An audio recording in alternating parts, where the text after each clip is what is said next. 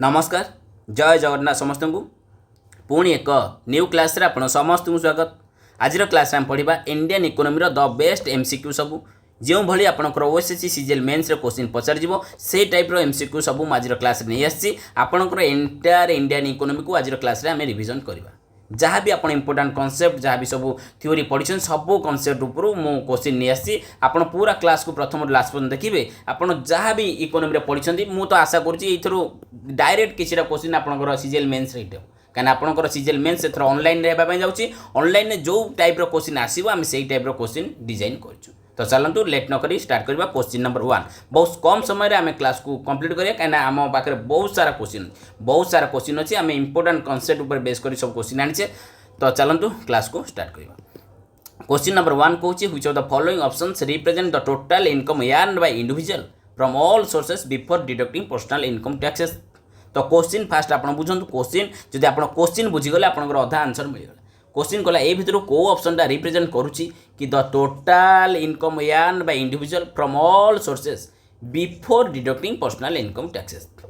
बुझिले तो जो माने पर्सनल इनकम कौन पर्सनल डिस्पोजल इनकम कौन पढ़ी से मैंने आर करेक्ट आंसर दे पारिबे कि से ठीक होइची कि टैक्सेस डिडक्ट करबा पूर्वरु सबु सोर्सेस रु जेतिकी इनकम अर्न करछि गोटे इंडिविजुअल ताको आमे कहूचे पर्सनल इनकम कौन पर्सनल इनकम। जदि आफ्टर डिडक्टिंग टैक्सेस देता आप मारी पर्सनल डिस्पोजल इनकम कहीं पर्सनल इनकम रु आम टैक्सेस को सब टैक्सेस को माने माइनस कला परे काटिला परे जेतिकी आम पाखे बड़का टंका रहिला ताको आम कहूचे पर्सनल डिस्पोजल इनकम सेतिकी टंका को आम आमर सेटा सेविंग आम ताको खर्च कर पारिबा। तो यहाँ गोटे छोट कॉन्सेप्ट मन रखिबे। क्वेश्चन नंबर 2 कहूँ which of the following option is true ए भितर को ऑप्शन टा true GDP GNP NDP NNP ऊपर आपन को क्वेश्चन पचारि जो माने कांसेप्ट जानिछंदी जीडीपी रु आमे एनडीपी को केमति पाइबा ना ग्रॉस रु आमे नेट को पाइबा पय हेले आमे डिप्रेसिएशन को माइनस करबा सिंपली ग्रॉस रु नेट केमति पाइबा ना ई जो डिप्रेसिएशन टा आपन को माइनस करिया पय पड़ियो। ठीक अछि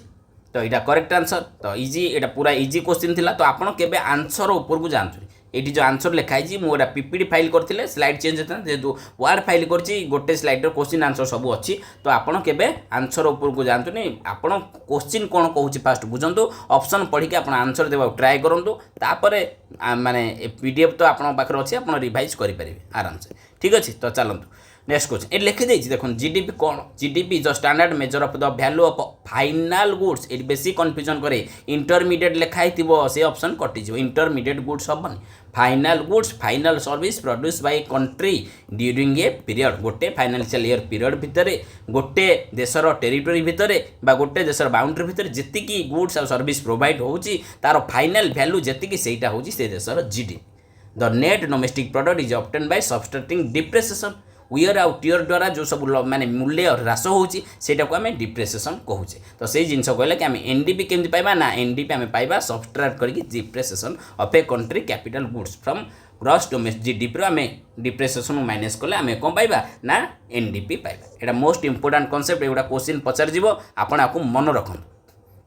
3 नंबर क्वेश्चन कहला in the estimation of national income which of the following item will subtracted from NNP at market price. तो ये क्वेश्चन आपको फास्ट क्वेश्चन बुझुँ क्वेश्चन कहूँ कि नेशनल इनकम एस्टिमेट कला बेले आम ए भितर को आइटम को सबस्ट्रैक्ट करवा कौन ना एनएनपी एट मार्केट प्राइस आपण मैंने जानी थ्योरी क्लास में पढ़ी NNP at market price minus कौन minus net indirect taxes is equal to NNP at factor cost. बुझिले जो मैंने पढ़ी factor NNP at factor cost को आम कौन कहूचे एनएनपी एट फैक्टर कॉस्ट को आम कहूचे national एनएटीआईओएनएल national income of a country आम देशर नेशनल इनकम कौन ना net national product at factor cost में फैक्टर प्रोडक्शन मार्केट प्राइस मैंने मार्केट रे जो प्राइस से सब इंडायरेक्ट टैक्सेस सब्सिडी सब मिसुची से माइनस करछे माइनस नेट इंडायरेक्ट टैक्सेस रे लिखी नेट इंडायरेक्ट टैक्सेस आप इंडायरेक्ट टैक्सेस और सब्सिडी दुटा जाऊँचे।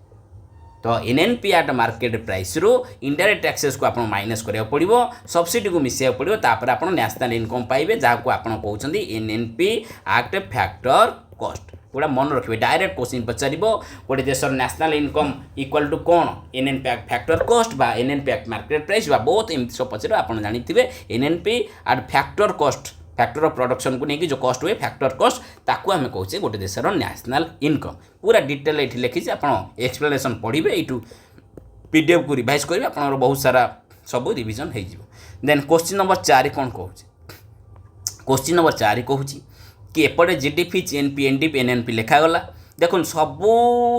टॉपिक रो क्वेश्चन अच्छी आपड़ ए नेशनल इनकम देखुं आगे सब अनएम्प्लॉयमेंट रू बैंकिंग रू सब टॉपिक रू क्वेश्चन अच्छी आपंकर एंटायर रिविजन हो। ठीक अच्छे तो जीडीपी जीएनपी एनडीपी एनएनपी लिखाला तापर सेपटे तार फर्मूला लिखाला। तो जो मैंने जानी मुझे क्लास रे कही जीडीपी फर्मूला हूँ कौन सी प्लस आई। ठीक अच्छे देखो ये आउ ओभर राइट करूनी सी प्लस आई प्लस जी प्लस नेट एक्सपोर्ट। सी कौन आई कौन जी कौन नेट एक्सपोर्ट एगुड़ा कौन ये देखो सी माने कंज्यूमर गुड्स बा कंजप्शन गोटे कंज्यूमर केती करुच्ची आई से केते स्पेंडिंग करुच्ची इन्वेस्टमेंट केते करुच्ची कंज्यूमरटा जी हूँ गवर्नमेंट केते स्पेंडिंग करुच्ची एक्स कौन केते एक्सपोर्ट होची आउ केते इंपोर्ट करुच्ची आर नेट नेट एक्सपोर्ट माने केते एक्सपोर्ट माइनस इंपोर्ट। तो यहाँ है जीडीपी फर्मूला डायरेक्ट पचार आप मन रखिए सी प्लस आई प्लस जी प्लस एक्स माइनस एम। ठीक अच्छे तापर यहाँ मैंने यहाँ करेक्ट है पूरा ठीक अच्छे जीडीपी एपटे जोटा देती 3 नंबर मैच द फॉलोइंग यहाँ ठीक अच्छे मैच कर। देन एनडीपी आपको कही नेट ग्रॉस रू नेट केमती पाइबा ना डिप्रिसिएशन को माइनस कलापर यहाँ ठीक अच्छे। तो एनडीपी रू जीडीपी रू देखो डोमेस्टिक प्रोडक्ट अच्छी ग्रॉसटा नेट हम केमती डिप्रिसिएशन को माइनस हम। ये नेशनल एनएनपी जीएनपी अच्छी नेशनल प्रोडक्ट अच्छी केवल ग्रॉस रू नेट हम तो कौन डिप्रिसिएशन माइनस हम ये ठीक है तमें 3टा ठीक अच्छे यहाँ भी ठीक थी कौन ना GNP equal to GDP plus NFIA कौन एनएफआईए माने net factor income from abroad. यहाँ डायरेक्ट क्वेश्चन आपको पचार जाए जो मैंने जानी ना फास्ट जानतु जीएनपी आउपटे कौन देता जीडीपी देखो जीडीपी एपटे जीएनपी देला एपटे जीडीपी देला एपटे कौन देला ना जीडीपी। मु आपको कही जीडीपी माने गोटे आम भारतर टेरिटोरी आम भारतर डोमेस्टिक आम भारतर बाउंड्री भितर जिते भी गुड्स और सर्विस प्रोड्यूस होउची तार एंटायर भैल्यूटा से आम भारतर से आम भारतीय करूँ आम इंडियन सिटीजन रेसिडेंट आम इंडियन करूँ बा फरेनर इनक्लूड अच्छा किसी फरेनर कंपनी आप देखिए आम इंडिया अच्छी टेस्ला फरेनर जदि आम इंडिया सब किसी गुड्स सर्विस प्रोवाइड कर तो से जो फाइनाल भैल्यूटा आम जीडीपी रे मिसौचे। ठीक अच्छे बट जीएनपी रे ओनली आम देशर नेशनलिस्ट माने आमर रेसिडेंट्स माने जी कमाऊँ से माने आम देश में कमाऊँ ताकू आम माने इंडिया रे कमाऊँ ताकू आम मिसेबा ता सहित ताकू तो आम रखा ऑलरेडी ता सहित से माने फॉरेन मानकर अच्छा ना यूएसए रे अच्छा आमर इंडियन आमर रिलेटिव यूएई रे अच्छा यूनाइटेड अरब इमिरेट्स रे दुबई रे अच्छा किसी जनकर कौन माने आउ को कंट्री थे जर्मनी रे थे जापान रे थे सिंगापुर रे थे हांगकांग रे थे तो सेठी आम देशर जो नेशनलिस्ट माने जी टंका इनकम कर गुड सर्विस प्रोड्यूस करी से गुड़ा सब गुड़ा आमर जीएनपी रे इनक्लूड हो बुझिले। बट फरेनर माने जी आम देश माने आम देश भितर रहीकि आम देशर टेरिटोरी भितर बाउंड्री भितर से भारतीय रहू कि भारतीय बाहर विदेश रहू से सब जी गुड्स प्रोड्यूस होची से गुड़ाक आम जीडीपी रे नौचे। तो से कहला कि जीडीपी रू आम जीएनपी को केमिति जीवा ना जीडीपी रू जदि आम माइनस करदेवा net factor income from abroad net factor income from abroad माने आम भारतीय माने बाहर देश में केते अछंती माने आम देश को टंका पठाउछन्ती आम इंडियन माने बाहर सबुआड़े अछंती ना विश्व सारा आम देश किसी फरेनर अच्छा से देश को से टंका पठाउछन्ती गुड सर्विस आम देश में प्रोड्यूस कलापर। तो यहीटार नेटटा है net factor income from abroad यहाँ बाहर तापर आम जीएनपी पाइबा ग्रॉस नेशनल प्रोडक्ट पाइबा। देखो टाइम लगुच मु ट्राए कर गुड़ा सब न कहीकि माने माने केते स्पीड रे आम जाइए कॉन्सेप्ट को टिके शॉर्ट रे आम रिवाइज करिया जदि बेसी इन डेप्थ जीवा आमर बहुत समय माने पळेबो अଯथार क्लासटा 2-3 घंटा प्लस हो। ठीक अच्छे पुणी गोटे क्वेश्चन आसला आपन को नेशनल इनकम ऊपर कौन ना which of the following method is used to calculate national income by summing the total expenditure on final goods and service in an economy. तो कहूँ ए भर कौ मेथडटा आम यूज करचे नेशनल इनकम को कैलकुलेट करने by summing the total expenditure of final goods and service जिते गुड्स और सर्विस माने एक्सपेंडिचर होची तार पूरा टोटल समटा आम एक्सपेंडिचर ना ही यूज कर सारे कौटे गोटे लिखी ये by summing total expenditure method आमर नेशनल इनकम पे आम 3टा मेथड यूज करचे गोटे इनकम मेथड आ गोटे एक्सपेंडिचर मेथड आ गोटे प्रोडक्शन मेथड मन रखिए। तो से जो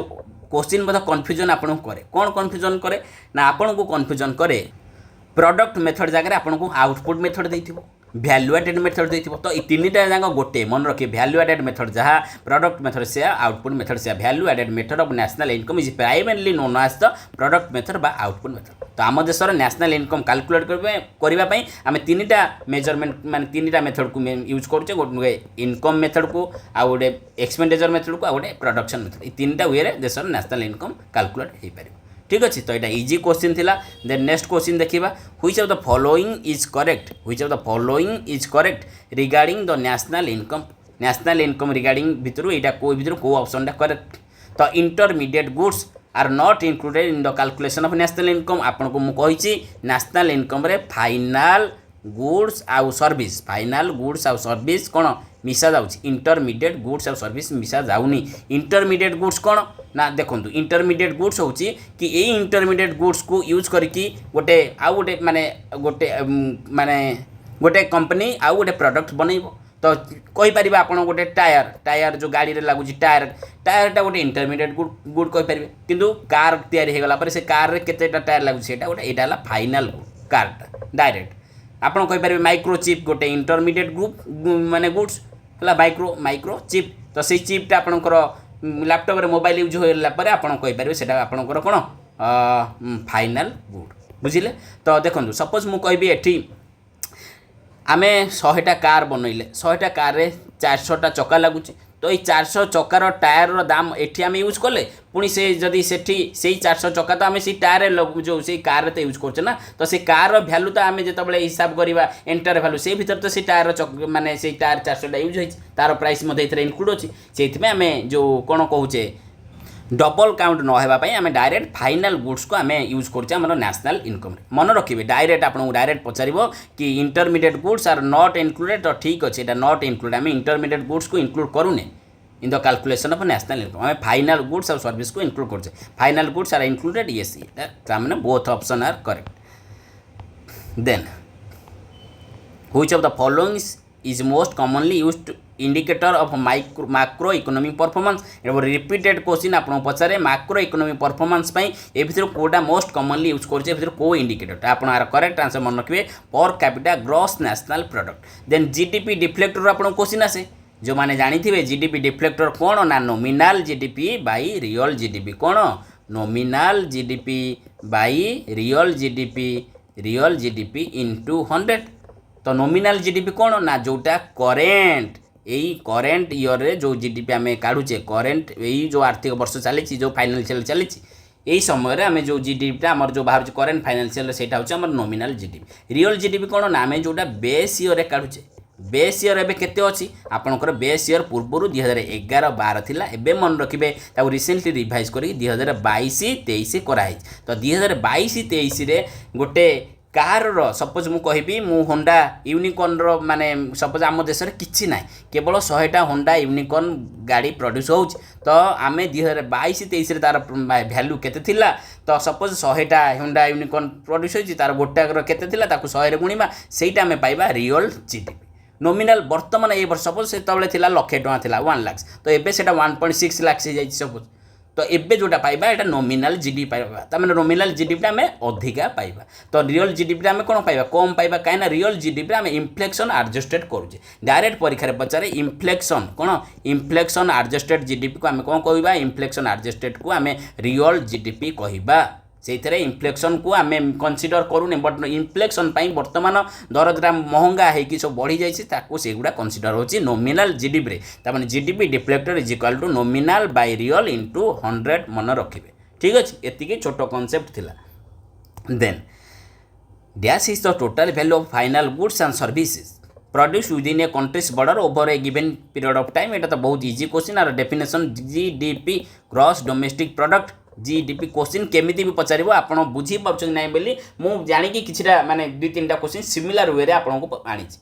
ये डायरेक्ट कहला total value of final goods and services it intermediate कहितला भूल हेतना produce within a country's border गोटे कंट्री रो बॉर्डर भितरे यही वार्डा मन रखिए कंट्री नेशनलिस्ट जब था सेटा जीएनपी था से देशर भारतीय किंबा जेकोसी देशर से नेशनलिस्ट माने से सिटीजन से रेसिडेंट्स माने माने जीएनपी ग्रॉस कौन नेशनल प्रोडक्ट हो बट ये बॉर्डर देला टेरिटोरी भितर देला फाइनल गुड्स एंड सर्विस देला गोटे गिवन टाइम पीरियड गोटे आर्थिक वर्ष भितर जी कर जीडीपी कहीपर then which of the following is not a method of estimating national income बहुत इजी क्वेश्चन आपंकर यार करेक्ट आंसर होची कोन एक्सपेंडिचर अच्छी आउटपुट अच्छी मैट्रिक्स किसी ना इनकम अच्छी तेज मुझे मैट्रिक्स मेथड किसी ना तो तीनटा मेथड मु पूर्व जस्ट आपको कही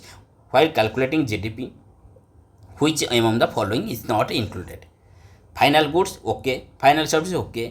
इंटरमीडिएट गुड्स इंक्लूड ना ये आपको कही बारंबार कहले तो आशा करा मन रखी सारे देन पर्सनल इनकम पुणी से कॉन्सेप्ट को रिपीट कराला पर्सनल इनकम रू personal tax payment minus non tax payment को आम काटिला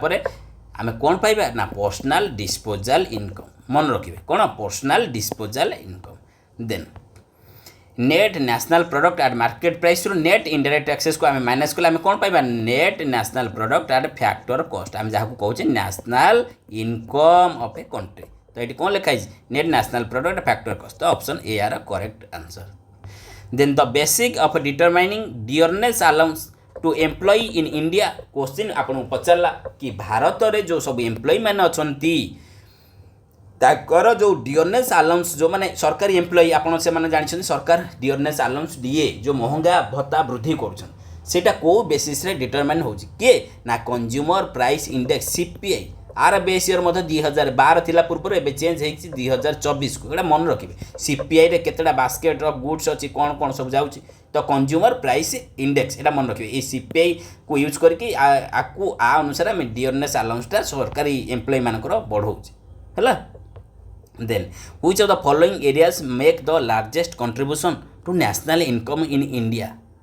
which of the following areas make the largest contribution to national income यहाँ बहुत इजी क्वेश्चन आप जानी आपंकर जो तीन टा सेक्टर अच्छी गोटे प्राइमरी सेक्टर गोटे सेकेंडरी सेक्टर गोटे टर्शियरी सेक्टर को आपण मैंने अल्सो कहते सर्विस सेक्टर कौन सर्विस सेक्टर तो सही सर्विस सेक्टर आपंकर सही सर्विस सेक्टर हूँ सब लार्जेस्ट कंट्रीब्यूशन कौटी आम देश में आम भारत में नेशनल इनकम अधिका कंट्रीब्यूशन कौ प्राइमरी रू जो एग्रीकल्चर बाइंडिंग डायरिंग क्वेरिंग एगुड़ा सब नाई आम होचे सेकेंडरी नाई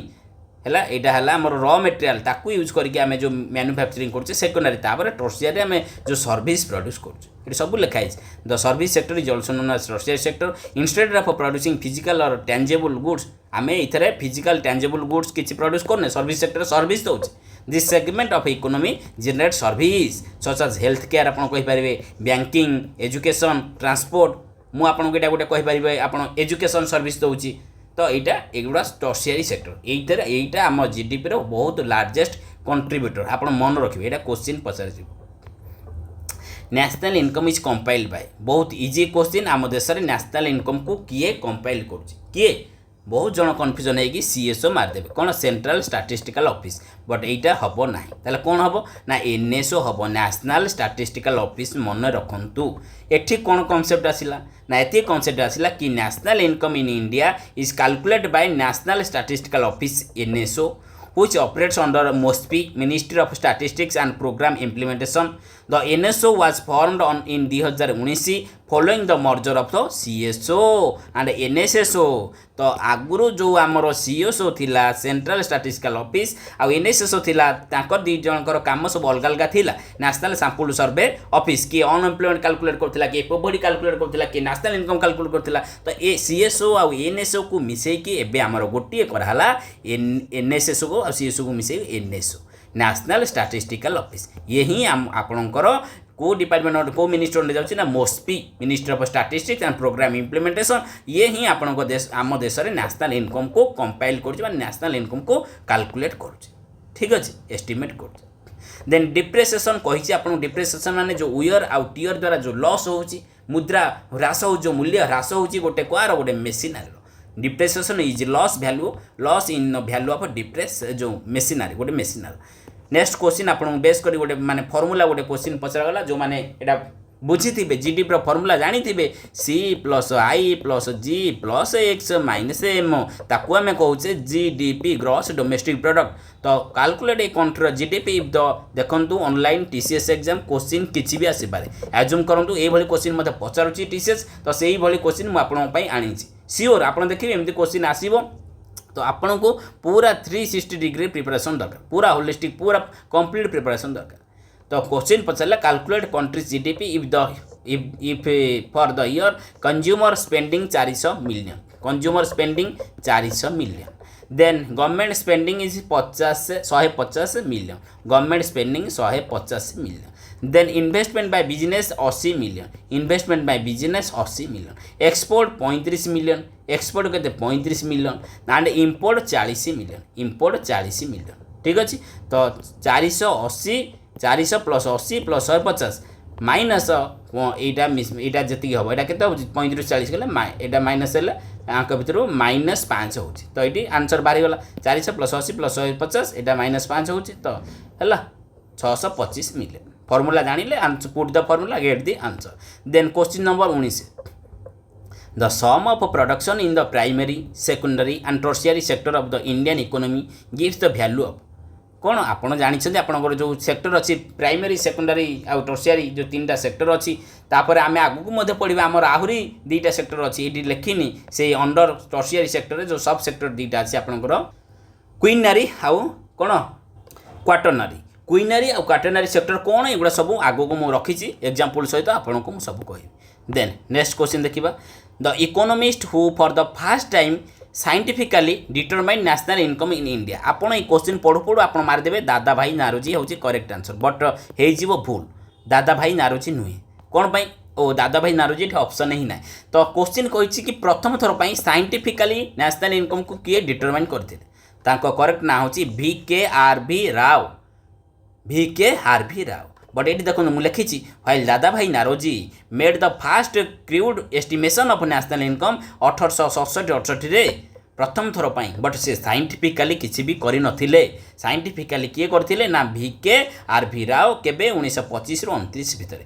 है which is widely regarded as first scientific determination of national income in India. Then next question कहूँ कि in economic terms what do you mean by intermediate good आपन को इंटरमीडिएट गुड्स माने कौन नहीं price of goods without GST no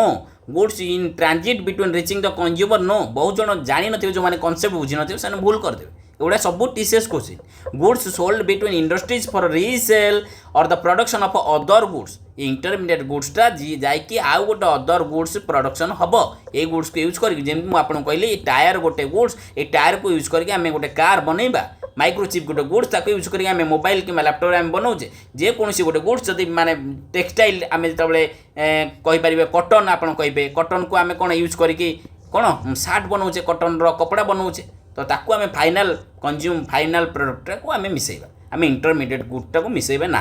ठीक अच्छे तो सहीटा गुड्स सोल्ड बिटवीन इंडस्ट्री भितर जो गुड्स सेल हुए कहीं से कटनटा नहीं से कपड़ा इंडस्ट्री से टेक्सटाइल इंडस्ट्री से तार ड्रेस बनइब टायरटा नहीं से गाड़ी ऑटोमोबाइल इंडस्ट्री से नहीं कार बनइब एटा मन रख तो रीसेल जो माने इंडस्ट्री भितर जो रीसेल होची प्रोडक्शन फॉर अदर गुड्स है माने आउ गोटे गुड्स प्रोडक्शन करने जो गुड्स को आम यूज करें इंटरमीडिएट गुड्स तो जीडीपी डिफ्लेक्टर डायरेक्ट परीक्षा पचार जीडीपी डिफ्लेक्टर को आम कौन कहूचे ता ना है implicit price deflator GDP price deflator is formally referred to as implicit price deflator direct question यहाँ पचार ता फॉर्मूला पूर्व कही in which type of unemployment does a person ये अनएम्प्लॉयमेंट स्टार्ट है 22टा क्वेश्चन आप नेशनल इनकम रू गला एवं अनएम्प्लॉयमेंट रू आसो कि सब टॉपिक रू बहुत सारा सब इकोनॉमी जहाँ भी सब कोर कॉन्सेप्ट अच्छी सबुथ बेस करके आम आपण क्वेश्चन नहीं आस बस आपन को पेशेंस सहित क्लास को लास्ट को देखार अच्छे अलरेडी मुझे जानी आपने समस्ते सीरीयस कहीं मेन्स प्रिलिम क्वालिफाई कर मेन्स एग्जाम दौरान मैंने क्वेश्चन क्वालिटी अच्छी मैंने आप निहाती क्लास को भलसे देखिए in which type of unemployment does a person contribute less than his capacity more जी कैपेसिटी मोर जदि less than more contribution more कमुची ताने मुझे कहि डिस्गाइज्ड अनएम्प्लॉयमेंट यहाँ जनरली कौटी देखा जाए ना एग्रीकल्चर सेक्टर में बारंबार पचारे डिस्गाइज्ड अनएम्प्लॉयमेंट को क्षेत्र देखा जाए ऑलरेडी सीजीएल ओएसएससी यहाँ बहुत थर पचार सारी एवं पूर्व जो सीपीजीएल ना कौन गोटे होता से पचार कौन agriculture sector jar marginal productivity आम कहीपर जीरो जीरो माने आम घरे आम घर सपोज आम 3 जन लोक अच्छु मु मो भाई मो बापा अच्छा तो बापा मो भाई जी मिसिकी जी माने कृषि रे बिलर क्षेत्र में कम कर जी प्रोडक्शन करुले मुझे मिसला से प्रोडक्शन है ताने मोर किसी से रहा ना कौन माने प्रोडक्शन में किसी भी मोर कौन रहा मोपाई किसी प्रोडक्शन बढ़ला ना किसी है कि नहीं से मार्जिनाल प्रोडक्टिविटी इज जीरो कहा जाए disguised unemployment occurs when more workers are employed than actual need 2 जन लगिकी से कम करदे मु कहली मु तो पाठशाठ पढ़ी किसी होनी जाऊँगी तुम सहित मिसिक किसी कम करी बट से ही आउटपुट से जी बाहर आउटपुट से बाहर बुझे कन्स्टाट आउटपुट जी बाहर से टू कंप्लीट ए टैक्स meaning the marginal productivity of labour is zero मो पाई किसी माने प्रोडक्शन में किसी भी चेंजेस है तो marginal productivity of labour is zero यहाँ हूँ डिस्गाइज्ड अनएम्प्लॉयमेंट यहाँ को आम हिडन अनएम्प्लॉयमेंट कहूचे यहाँ मेजरली आपंकर एग्रीकल्चर सेक्टर देखा जाए then which of the following types of unemployment is mostly found in urban area सहर एरिया रे एजुकेटेड अनएम्प्लॉयमेंट मु शिक्षित मु एते पाठ पढ़ी मु कौन ये छोट मोट काम करी तो ये एजुकेटेड अनएम्प्लॉयमेंट गुड़ा अर्बन एरिया रे जनरली देखा जाए educated unemployment is heavily concentrated in urban area arising when high qualified literate youth are unable to find job opportunity matching their skills get मु माने MBA स्टूडेंट्स कि मु MTech students कि BTech student तो मो अनुसार किसी मो स्किल को सेट कला कि जॉब नहीं तो मु छोट मोट जॉब करिया जाऊनी तो सेटा गोटे एजुकेटेड पाठ पढ़ा बेकारी educated unemployment Dash is an indicator which is used for analyzing the occupational structure and unemployment in India. एटा बहुत इंपोर्टेंट क्वेश्चन आपनकर जो लेबर फोर्स पार्टिसिपेशन रेट अच्छी LFPR से जिनस को नहीं क्वेश्चन पचार कि LFPR कौन LFPR होची गोटे इंडिकेटर जहाँ को यूज कर आम एनालाइज करने कौन ना ऑक्युपेशनल स्ट्रक्चर अनएम्प्लॉयमेंट केते अच्छे आम इंडिया तो केते लेबर फोर्स पार्टिसिपेशन रेट माने केते लेबर ऑलरेडी पार्टिसिपेट करुछंदी लेबर फोर्स रु केते वर्किंग फोर्स एगुड़ा कौन वर्किंग एज पॉपुलेशन कौन एगुड़ा परीक्षा ऑलरेडी बहुत थर पचारे जाइए आप देखो ये लिखी जाइए मो कि एटा मते गोटे थर क्वेश्चन आपको आसाला CGL लास्ट टाइम CGL आप देखिए labour force participation rate average the section of the working age population that is either currently employed or actively seeking a job आर थर क्वेश्चन आपको पचार कि वर्किंग एज पॉपुलेशन माने कौन ऑप्शन ए रे थिला माने करेंटली एम्प्लॉयड दैट माने जो माने करेंटली एम्प्लॉयड अच्छी ऑप्शन बी रे थिला एक्टिवली सीकिंग ए जॉब थिला ऑप्शन सी रे थिला बोथ थिला ऑप्शन डी रे गोटे कौन गोटे थिला माने वन ऑफ दिस जहाँ भी थिला तो बोथ हम कौन पाई ना जो माने ऑलरेडी एम्प्लॉयड अच्छी आउ जो माने काम खोजुछंती से माने बोथ वर्किंग एज पॉपुलेशन रे जाउछंती तो आपण मते कमेंट सेक्शन देबे वर्किंग एज पॉपुलेशन ग्रुपटा को केते रु केते एज ग्रुप को आपण कहउछंती वर्किंग एज पॉपुलेशन ग्रुप गोटा सब मु क्लास रे पढ़ाई then which of the following correctly defines the method of calculating unemployment rate in India तो से कहूँ कि ये भर कौटा करेक्टली डिफाइन कर method of calculating unemployment rate आम देश में percentage of employed person in the population 9 percentage of unemployed person among the persons of in labour force रे केते अनएम्प्लॉयड पर्सन अच्छी ताकू आम कहे अनएम्प्लॉयमेंट रेट इन इंडिया बुझिले unemployment rate equal to unemployed person divide by labour force तो से कहुची इंटू 100 तो होगला तो परसेंटेज ऑफ अनएम्प्लॉयड पर्सन एवं persons in the labour force को आम कहे अनएम्प्लॉयमेंट रेट आम देश में ठीक अच्छे next question the estimate of the poverty line in India is based on survey conducted by which of the following question आपको कहला आम देश में जो पोवर्टी लाइन को एस्टिमेट करा the estimate of the poverty line in India आम देश में जो पोवर्टी लाइन एस्टिमेट होटा बेस्ट करुच्ची ये भितर कौ सर्वे कंडक्ट होची से सर्वे डाटा को बेस करके NITI Aayog tax force poverty line को बतौंती ये पोवर्टी रहा कार ना नेशनल स्टैटिस्टिकल ऑफिस मन रखिए national statistical office The estimate of poverty line in India is based on the survey conducted by NSSO जोड़ा NSSO पूर्वर थिला एबे सेटा which now operates under NSO एबे सेटा NSO हो जाई आपन कहिछि ना NSSO plus CSO is equal to NSO national statistical office 2019 मसीह रही poverty estimation in India carried out किए ना नीति आयोग टैक्स फोर्स आम देश में पोवर्टी एस्टिमेशन को किए बताऊँ ना नीति आयोग टैक्स फोर्स से यूज कर कार यही डाटा जो एनएसओ डाटा को से यूज कर तो कहला कौ सर्वे कंडक्ट हो एनएसओ सर्वे कंडक्ट कर the raw data is captured by house hold consumption expenditure सर्वे जो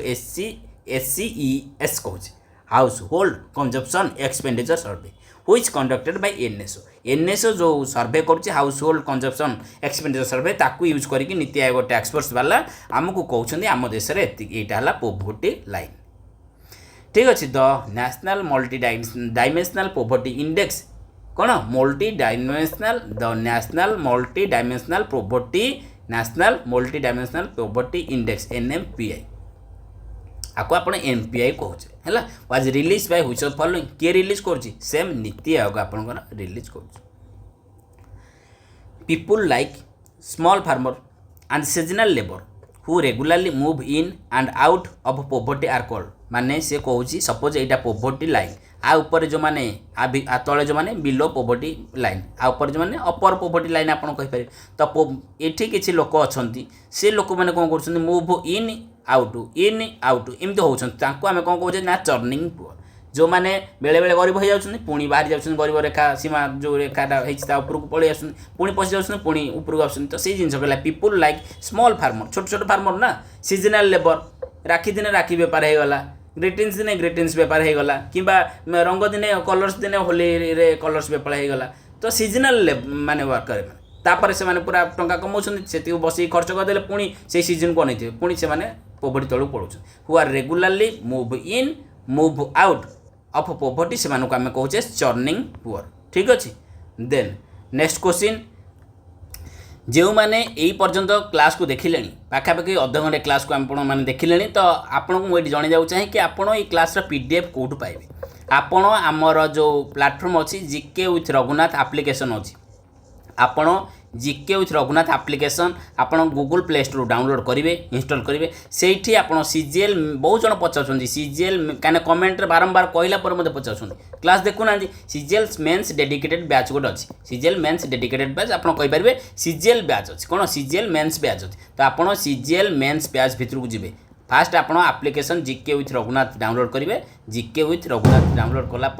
CGL कौन CGL मेन्स बैच भितर जी से गोटे फ्री कंटेंट सेक्शन थी फ्री कंटेंट बा फ्री सेक्शन ना फ्री कंटेंट ही लिखाई तो फ्री कंटेंट थी से फ्री कंटेंट भितर पूर्वर देइथिबा एनवायरनमेंट क्लास PDF मैं अपलोड करिछि जहाँ जहाँ सब फ्री क्लासेस आपको पॉलिटी किसी जियोग्राफी एनवायरनमेंट देछि तो यहाँ आपंकर इकोनोमी क्लासेसटा अपलोड से आप सब फ्री PDF को आक्सेस करेंगे जहाँ भी आगू जहाँ भी फ्री क्लासेस हम से सब PDF आपको मिल जाए ठीक अच्छे तो चलते देखो क्लास अध घंटे हो गला 17टा मात्र स्लाइड होती आहरी बहुत सारा अच्छी तो क्वेश्चन मत बहुत अच्छी तो टिके स्पीड करवा Dadabhai Naoroji was first person to discuss the concept of Dadabhai Naoroji प्रथम लोक जी कि आम देश में पोवर्टी लाइनटा प्री इंडिपेंडेंस इंडिया रे डिस्क्राइब करथिले केते कहिथिले ना 16 टंका रु 35 टंका पर कैपिटा पर ईयर रखिथिले गोटे वर्ष में गोटे लोक जब 16 रु 35 टंका कमाउछि तामाने से ठीक अच्छे है से सेट करते दादा भाई नारोजी डिस्कस करते बट साइंटिफिकाली किसी से डिस्कस कर नथिले तांकर बही ना बहुत थर परीक्षा पचारे economy the drain of wealth theory जो थे से कहते हुई explained how British colonial rule systematically extracted India resource और इंडिया कैपिटल जिते सब इंडिया संपत्ति ब्रिटिश कॉलोनियल जो मैंने ब्रिटिश मैंने आमको शासन करते से रूल समय से केमती माने नहीं जाऊे आम देश से भल से कहते कौन drain of wealth theory wealth आम देशर वेल्थ संपत्ति को से ड्रेन कर नहीं जाते आउ गोटे हूँ कि he detail his economic exploration in his कौन seminal book poverty and on British rule in India यहाँ को लेकिन बहुत थर पचारे poverty and on British rule in India किए लिखी then when worker move from one job to another job बहुत इजी क्वेश्चन आपंकर आपरे फ्रिक्शनल कौन फ्रिक्शनल अनएम्प्लॉयमेंट कौन फ्रिक्शनल ना गोटे जॉब रू मु स्विच कली आ गोटे जॉब को बेटर जॉब खोजुची बट से समय मिलूनी मु बेकार ही घरे बसी मु कहीपरि कि मु गोटे ग्रुप सी जॉब करी गोटे ग्रुप सी जॉब करी बट मु ग्रुप बी आशारे कौन ग्रुप बी आशारे मु कहली ग्रुप बी कि ग्रुप ए हेबी तो गोटे ग्रेजुएटेड ऑफिसर हेबी ग्रुप ए आशारे मु कौन कली ना सी जॉब को मु छाड़ीदेली तो ए बी पाइला पर्यंत तो मुझे केते दिन घरे बसबी ना वर्षे 2 वर्ष प्रिपेयर करी तो आमे सेटा कि आप कहीपर गोटे जॉब को छाड़ी आ गोटे जॉब को आपन जो बेटर जॉब खोजुଛନ୍ତି आ गोटे अनदर जॉब को आपन मूव करूछन सेही मझिरे जो टाइम पीरियड आपन अनएम्प्लॉयड बेकारी होछन ताको आपन कहि परिबे कोन फ्रिक्शनल अनएम्प्लॉयमेंट और शॉर्ट अनएम्प्लॉयमेंट सर्च करूछ ना job is a temporary jobless that happens worker transitionally switching jobs for a searching a new job a new position. Then disguised unemployment referrally majorly agriculture sector देखा जाए बारंबार मुझे आपको कही when too many family members work on a small fixed piece of land गोटे छोट सेतिक जगार आपणकर माने दी जण जतिकी काम माने बापा पुओ दी जण मिसिकी जतिकी करेंगे आउ दी जण भाई तांकर सपोज आसिले मिसिकी सेतिकी ही है आपणकर तो सही जिनस कहूँ मार्जिनाल प्रोडक्टिविटी जीरो तो सही अधिका लोक जदि लगे गोटे जगार एग्रिकल्चर सेक्टर जनरली देखा जाए देन लॉरेंस कर्व कौन लॉरेंस कर्व मु क्लास रे कही कौन लॉरेंस कर्व आपन को शो करुच्ची income distribution develop by Max O Lorenz केबे 1905 रे the Lorenz curve graphically represent the distribution of income or wealth in an economy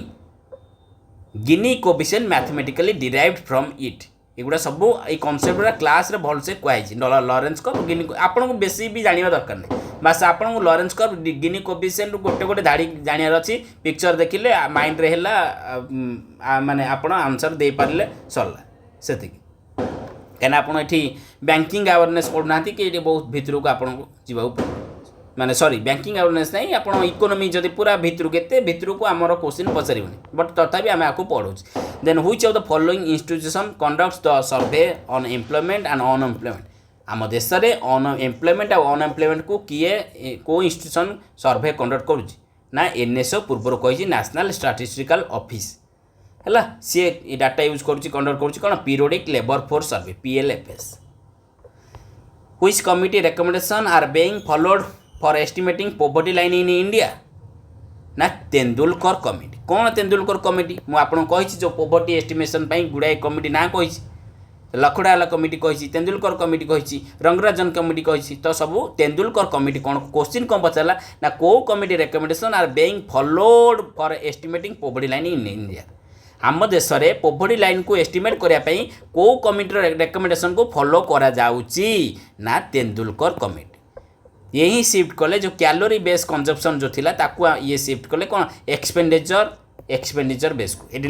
लिखी निहाती द तेंदुलकर कमिटी आप 2004 रिपोर्ट देले सबमिट कले 2009 shifted the poverty line evaluation from uniform calorie norm जोटा आपनकर थिला 2400 कैलोरी 2100 कैलोरी थिला ना नहीं रूरल रे आपनकर 2400 कैलोरी अर्बन रे 2100 कैलोरी एटा को नै बहुत थोर क्वेश्चन पछे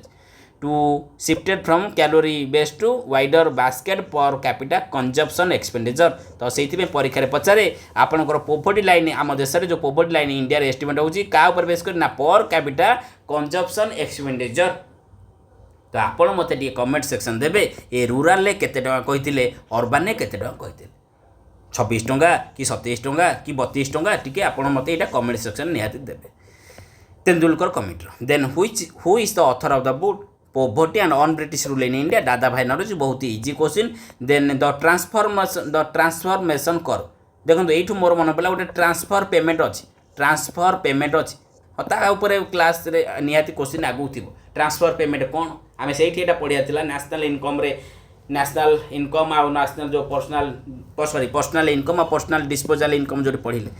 तो पर्सनल इनकम रे आपनकर ट्रांसफर पेमेंट कौन ट्रांसफर पेमेंट इनक्लूड होची कि नहीं नेशनल इनकम रे आम देश जो नेशनल इनकम रे जीडीपी रे आपनकर ट्रांसफर पेमेंट यूज होची कि नहीं ट्रांसफर पेमेंट कौन एग्जांपल कौन एगुड़ा सब आपन निहाती जानिकी एग्जाम को जीवे the transformation curve is also known as कौन ना production possibility curve the law of demand कहूँ आपनकर जदि गोटे गुड्स रो प्राइस बढ़ुची जदि गोटे गुड्स रो प्राइस बढ़ुची ता माने से the quantity demanded for that goods decreases जदि कार का दाम बढ़ी बढ़ी जाउची सेठी कार डिमांड कमी कमी जीवो आलूर प्राइस बढ़ी बढ़ी जाउची आलूर डिमांड कमी कमी जीवो एटा कहूची लॉ ऑफ डिमांड हला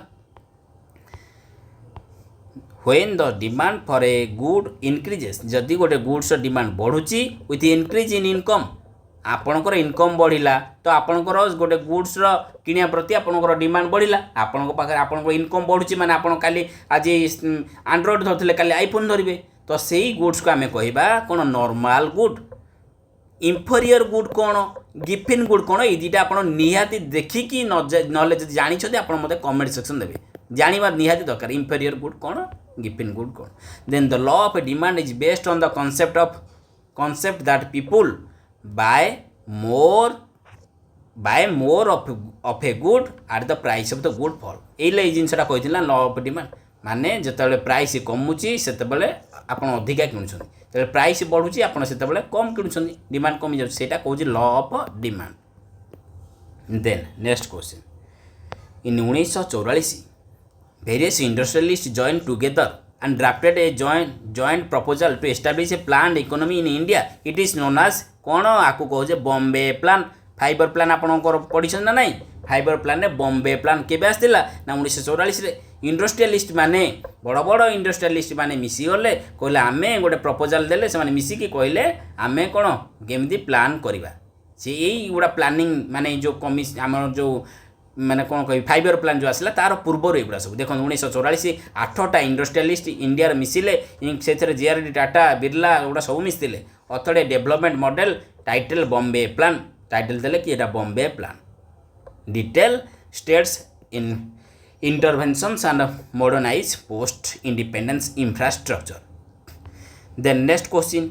बहुत इंपोर्टेंट क्वेश्चन कौन ना which of the following year was the new economic policy introduced in India आम इंडिया रे को ईयर रे न्यू इकोनॉमिक पॉलिसी इंट्रोड्यूस होता ना 1991 LPG reform liberation privatisation globalisation किए करथिले ना डॉक्टर मनमोहन सिंह आउ किए ना पीवी नरसिम्हा राव से कहा जाए PV Narasimha Rao is father of कौन इकोनॉमिक प्लानिंग मन रखिए आउ ये थिले से समय पीवी नरसिम्हा राव थिले प्राइम मिनिस्टर आ डॉक्टर मनमोहन सिंह थिले से समय फाइनान्स मिनिस्टर तो तांकर तत्वाधान कौन से जिनसा कौन पर एलपीजी मॉडल आपणाइले सब आम क्लास रे पढ़ी तो यहाँ केबे थिला ना 1991 new economic policy implementing major liberalisation privatisation globalisation LPG structural changes was introduced by Indian government July 1991 under PV Narasimha Rao PM PV Narasimha Rao prime minister agriculture and fishing कौ सेक्टर जाऊँगी एटा आखि मुझे आप मारे प्राइमरी सेक्टर आपंकर कौ सेक्टर कौन जाऊँगी एटा क्वेश्चन एगुड़ा सब डायरेक्ट क्वेश्चन आपको पचार जो मैंने जानते ना सहज लगुच जो मैंने जानना से तो भिड़ लगुव ना प्राइमरी सेक्टर आपंकर कौन कौन जाऊँगी फार्मिंग जाऊँगी फिशिंग जाऊँगी फरेस्ट्री जाऊँगी माइनिंग जाऊँगी नेचुरल रिसोर्सेस गुड़ा जाऊँगी र मेटेरियाल्स गुड़ा सब आपंकर प्राइमरी सेक्टर जाऊँगी र मेटेरियाल कौन कौन ना एग्रीकल्चर एगुड़ा जो सब ये कहल then which of the following is component of the tertiary sector आप होटेल रेस्टोरेंट एगुड़ा सब आप टर्शियरी सेक्टर जाऊँगी तो आपड़ टे मत जनइबे इलेक्ट्रिसिटी आप कौ सेक्टर जाऊँगी प्राइमरी ना सेकेंडरी मुझे कहीदे इलेक्ट्रिसिटी आपंकर सेकेंडरी सेक्टर जाऊँगी माइनिंग क्वेरिंग एटा तो आप जानते प्राइमरी सेक्टर आप जाऊँगी ठीक अच्छे वाटर सप्लाई से सेकेंडरी सेक्टर तो कौटा प्राइमरी सेक्टर एग्जांपल कौटा सेकेंडरी सेक्टर एग्जांपल कौटा टर्शियरी सेक्टर एग्जांपल कौटा क्वीनरी सेक्टर एग्जांपल कौटा क्वाटरनरी सेक्टर एग्जांपल आपड़ एगुड़ा निहाती जानिबा दरकार ठीक अच्छे who introduce the term Hindu growth rate टर्मटा किए इंट्रोड्यूस करते ना सिंपली राजा कृष्णा आप मन रखिए VKRB राव कौन ना साइंटिफिकाली डिटरमाइन करते देश में national income next question expenditure that increases productivity capacity are example of what kind of expenditure question टा फास्ट बुझ कौन कौन ना जो एक्सपेंडिचर इंक्रीज कर प्रोडक्टिविटी कैपेसिटी को ताकू आमे कौ टाइप एक्सपेंडिचर कहे ना ताकू आमे कौन कहवा ना इन्वेस्टमेंट एक्सपेंडिचर कहवा कौन इन्वेस्टमेंट एक्सपेंडिचर कहवा देखो ये लिखी ये एक्चुअली दुईटा हो कैपिटल एक्सपेंडिचर हम इन्वेस्टमेंट एक्सपेंडिचर कहीं ना आपड़ जोटा कैपिटल एक्सपेंडिचर कौन आपड़ जो सब रोड्स ब्रिज सब इंफ्रास्ट्रक्चर सब डेवलपमेंट जो काम कर सबको आम कहे इन्वेस्टमेंट एक्सपेंडिचर से ही प्रोडक्टिविटी कैपेसिटी इंक्रीज करे ठीक अच्छे सो से देखो लिखाई कैपिटल और इन्वेस्टमेंट एक्सपेंडिचर आर फंड मान टंका स्पेंड बाय कॉर्पोरेशंस और governments to acquire, maintain and upgrade structural asset like industrial machinery, technology, commercial infrastructure ଆପଣ ଯଦି एनएच बनइबे तो एनएच रु काली कौन टोल कलेक्ट करके आप पाइबे ना नहीं जो टंका जेन माने कलेक्ट करेंगे ना नहीं तो आपड़ जदि रेलवे लाइन बिछेबे तो रेलवे आप कौन पैसेंजर ठू कि गुड्स जो सामान सब ट्रांसफर हम रेलवे रे तो सेठू आप टंका कमेबे ना नहीं तो ताकू आप कहींपर कैपिटल एक्सपेंडिचर ठीक अच्छे मन रखु the next question HDI human development index तीनटा डायमेंशन हेल्थ एजुकेशन इनकम मन रखु health education income the human development index but most important ये 3-4टा क्वेश्चन आपको आसो कौन ना डॉक्टर महबूब उल हक ये अमर्त्य सेन यही 1990 एगुड़ा सब आप क्वेश्चन तो आप मन रखिए human development index HDI is a composite index tracking health और लाइफ एक्सपेक्टेंसी हेल्थ न था कि आपको ये लाइफ एक्सपेक्टेंसी था तो आप कन्फ्यूजन होता तो लाइफ एक्सपेक्टेंसी मन रखिए बहुत थर परीक्षा लाइफ एक्सपेक्टेंसी लिखा access to education and decent standard of living एगुड़ा को बेस करे गोटे हेल्थ बा लाइफ एक्सपेक्टेंसी गोटे आसेस टू एजुकेशन आ गोटे डिसेंट स्टैंडर्ड ऑफ लिविंग से लिखिले कि एजुकेशन इनकम आउ हेल्थ है यहाँ मन रखिए आउ ये एचडीए को गोटे पाकिस्तान इकोनॉमिस्ट डॉक्टर महबूब उल हुक यहाँ बहुत थर परीक्षा पचारि आ इंडिया नोबेल लॉरेट माने नोबेल प्राइज पाई अमर्त्य सेन ये ही यहाँ को इंट्रोड्यूस करते एचडीआई ह्यूमन डेवलपमेंट इंडेक्स को इंडिया रैंक बर्तमान 130 अच्छी 2024 इंडेक्स 193 कंट्री भितर आपको किए पब्लिश करुँच 5 स्टार क्वेश्चन यहाँ आपको किए पब्लिश करुँच एचडीआई को ह्यूमन डेवलपमेंट इंडेक्स को आपंकर UNDP United Nation Development Programme आपंकर पब्लिश करुँच है एति ही question then a dash occurs when a government total expenditure exceeds the revenue that it's generate excluding money from borrowing करके सरकार जो टंका आणुछन ताकू आपण एक्सक्लूड कर दियन ताकू काटी दियन से कहिला कि गवर्नमेंट रो टोटल एक्सपेंडिचरटा जदि अधिका हो जाउची रेवेन्यू ठारू बुझिले सरकार जति रेवेन्यू कमाउछन्ती तारू अधिका जदि खर्च करूछन्ती आपण कोन कहबे सेठी डेफिसिट कहबे ए डेफिसिट माने कोन माने माने नियंट बा पाउनी सरकार को टंका है डेफिसिट ताकू आपण कहबे कोन डेफिसिट DIFICIT डेफिसिट तो सेटा की डेफिसिट कहबा ना फिस्काल डेफिसिट कौन फिस्काल डेफिसिट ठीक अच्छे मन रखुन तो fiscal deficit is the difference between the government रो टोटल एक्सपेंडिचर एंड गवर्नमेंट रो total non borrowed receipt non borrowed माने बोरो को मिसांतुनी आपन जदि धार करके आनिबे तले आपनकर किछि माने डेफिसिट होबनी बुझिले आपन जदि 120 टंका खर्च करूछन्ती आपन रेवेन्यू हो 100 टंका आपन धार करी 20 टंका आछन ताको मिसे देले तो होबनी ना किछि फिस्कल डेफिसिट ताको काटी दियन बरोटा काटी दियन तो 100 टंका रेवेन्यू होउची 120 टंका एक्सपेंडिचर खर्च करूछन तो के अधिका खर्च कर देले आपनकर फिस्कल डेफिसिट आपनकर कोन राजकोषीय घाटा चली तो आपन सेई फिस्कल डेफिसिट को गोटे लिमिट रखिया पई FRBM एक्ट गोटे लिमिट सेट करछि FRBM मन रखिबे FRBM कोन ना fiscal responsibility budget management act कौन FRBM fiscal responsibility and budget management act है मन रखिए तो ये जो एक्टा सेट करते परसेंटेज सेटा आप कमेंट सेक्शन देवे केते परसेंटेज कही गवर्नमेंट केते परसेंटेज फिस्कल डेफिसिट माने गवर्नमेंट ट्राए करू एतिकी परसेंटेज डेफिसिट रहा ठीक अच्छे next question which of the following does not come under quaternary sector मु आपको जो 3टा सेक्टर कहती primary sector secondary sector tertiary sector आउ 2टा टर्शियर सब सेक्टर आप कहीपर गोटे क्वीनरी आ गोटे क्वाटरनरी ये लेखिक आनी तो क्वीनरी आ गोटे क्वाटरनरी तो सी कहूँ ये भितर कौटा not come under quaternary sector तो R&D रिसर्च एंड डेवलपमेंट जाऊँगी IT इनफॉरमेशन टेक्नोलॉजी जाऊँगी मैन्युफैक्चरिंग जाऊनी मैन्युफैक्चरिंग ताले कौन जाऊँगी ना सेकेंडरी सेक्टर जाऊँगी देखो देखाई दियो मैन्युफैक्चरिंग सेकेंडरी सेक्टर है मीडिया आपणकर क्वाटरनरी सेक्टर जाऊँगी तो प्राइमरी रे mining agriculture fishing logging extraction जो रॉ मटेरियल को आम एक्सट्रैक्शन करुचे सेकेंडरी आपणकर automotive construction manufacturing food processing आउ craft tertiary hospitality retail health care real estate education एगुड़ा सब मन रखिए तो क्वाटरनरी आपणकर media financial service education real estate education real estate आ रोबोटिक्स क्वाटरनरी क्यूनरी आपणकर NGO nursing homes fire service police service child care एगुड़ा शुणु एगुड़ा ओभराली एमती गोटे ओभराली आप कनसेप्ट जान सब एमती मन रखा किसी आवश्यक नहीं सब क्वेश्चन पचार पचार आप आराम से बुझीजे देखो ये टर्शियर ही 2टाक सब सेक्टर से आप देखुए ये एजुकेशन अच्छी ये आपंकर एजुकेशन अच्छी से कन्फ्यूजन हो बट प्राइमरी सेकेंडरी आप जानीदे प्राइमरी र मटेरियल सब रोचे ताकू प्रोसेस कर माने इंडस्ट्री रे मैन्युफैक्चरिंग गुड्स सब आप सेकेंडरी रोचे बाकी एगुड़ा सब टर्शियरी माने सर्विस सेक्टर एगुड़ा सब सर्विस दिखाऊँगी ता भितर नॉलेज बेस्ड को आम आधार करके दुईटा सेक्टर रही the quaternary sector specifically represent the knowledge based ये लिखाई knowledge based part of the economy including field like software development research information technology आउ एनालिटिक्स तो नॉलेज बेस्ड सेक्टर एटा मन रखिए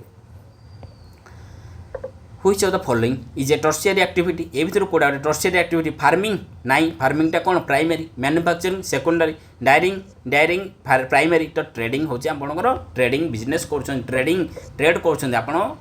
टर्शियरी एटा जाउची then an economic condition when there is one buyer and many sub seller गोटे market रे कौन ना गोटे बायर अच्छी बट बहुत सेलर अच्छे ताकू आम कौन कहे ना मोनोस्पोनी कहे कौन ना देखो गोटे बायर अच्छी किणापी जड़े अच्छी बट बिकापी बहुत लोक अच्छा किणापी जड़े ही किणव कि बिकापी बहुत अच्छे मेनी सेलर तो सही कंडीशन देखो ये market framework characterize by singular dominant buyer माने गोटे ही लोक सी ही डोमिनेंट कर सी काठू किण सी बाछिला ना सीटी कौन इंटरेक्टिंग विथ न्यूमरियस सप्लायर न्यूमर बहुत जन सप्लायर अच्छा इज डिफाइंड बाय मोनोस्पोली बट मोनोपोली कौन आर जदि अपोजिटा आम करदे सपोज मु एकुटिया अच्छी सेलर गोटे बायर आपण मैंने बहुत लोक अच्छा किणा तो मो मोनोपोली चलेबी ना मो मोनोपोली मार्केट एटा ये आपड़ कुआडे जाऊँ ये कि ना बिकापी in socialist economy all productive socialist ना शुणिला माने आपण कौन जी कि गवर्नमेंट कंट्रोल सब कर सोशलिस्ट इकोनॉमी रे सब प्रोडक्टिव रिसोर्स को ओन आ कंट्रोल बाय गवर्नमेंट तो क्वेश्चन कौन पचारे तो ताकू आमे कौन कहूँ ना सोशलिस्ट तो हो ये इन हुईस इकोनॉमिक्स जगह ये सोशलिस्ट इकोनॉमी लिखा जाए तो क्वेश्चन हाँ ठीक अच्छे तो आप बुझे कि सोशलिस्ट इकोनॉमी सिस्टम रे सोशलिस्ट ना शुणी मैंने सबू को किए कंट्रोल कर ना गवर्नमेंट कौ देश चलती आम देश ना रूसिया कौ देश सोशलिस्ट इकोनॉमी चलती which of the following is an indirect taxes which of the following is an indirect taxes ये भीतर कोटा indirect taxes goods and service taxes यहाँ तो इजी क्वेश्चन है जीएसटी टा गोटे इनडायरेक्ट टैक्सेस आप निहाती जानते कैपिटल गेन टैक्स नुहे गिफ्ट टैक्स नुहे प्रॉपर्टी टैक्स नुहे एगुड़ा सब टैक्सेसन क्लास रे आम पढ़े तो GST is an unified consumption tax applied indirectly or transaction shifting the actual payment incident into the end user GST गोटे डेस्टिनेशन बेस्ड टैक्स आपको कहूँ आपड़ टे मतलब कमेंट सेक्शन देवे ये जीएसटी को आम जो 1 जुलाई 2017 आम जीएसटी डे रूपे पालन करछे ना कहीं दिन जीएसटी लागू है तो यहाँ केते नंबर संविधान संशोधन रे आम आनिले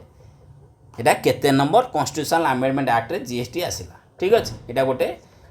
destination based tax indirect tax आ जीएसटी भितर कोड़ा इंक्लूड जीएसटी केते प्रकार सब आगो को क्लास अच्छी देखो then dash are those items for which both goods and service tax and central excise tax will be levied in India से कौन ये भीतर कौ आइटम्स उपर बोथ जीएसटी लगुच सहित सेंट्रल एक्साइज टैक्स लगुच आपण पेट्रोलियम नुहे ऑल एग्रीकल्चर प्रोडक्ट नुहे अल्कोहलिक बेवरेज नुहे से टोबाको आ टोबाको प्रोडक्ट रे आपणकर कौन लगुच ना टोबाको और रिलेटिव प्रोसेस्ड टोबाको प्रोडक्ट रे आपणकर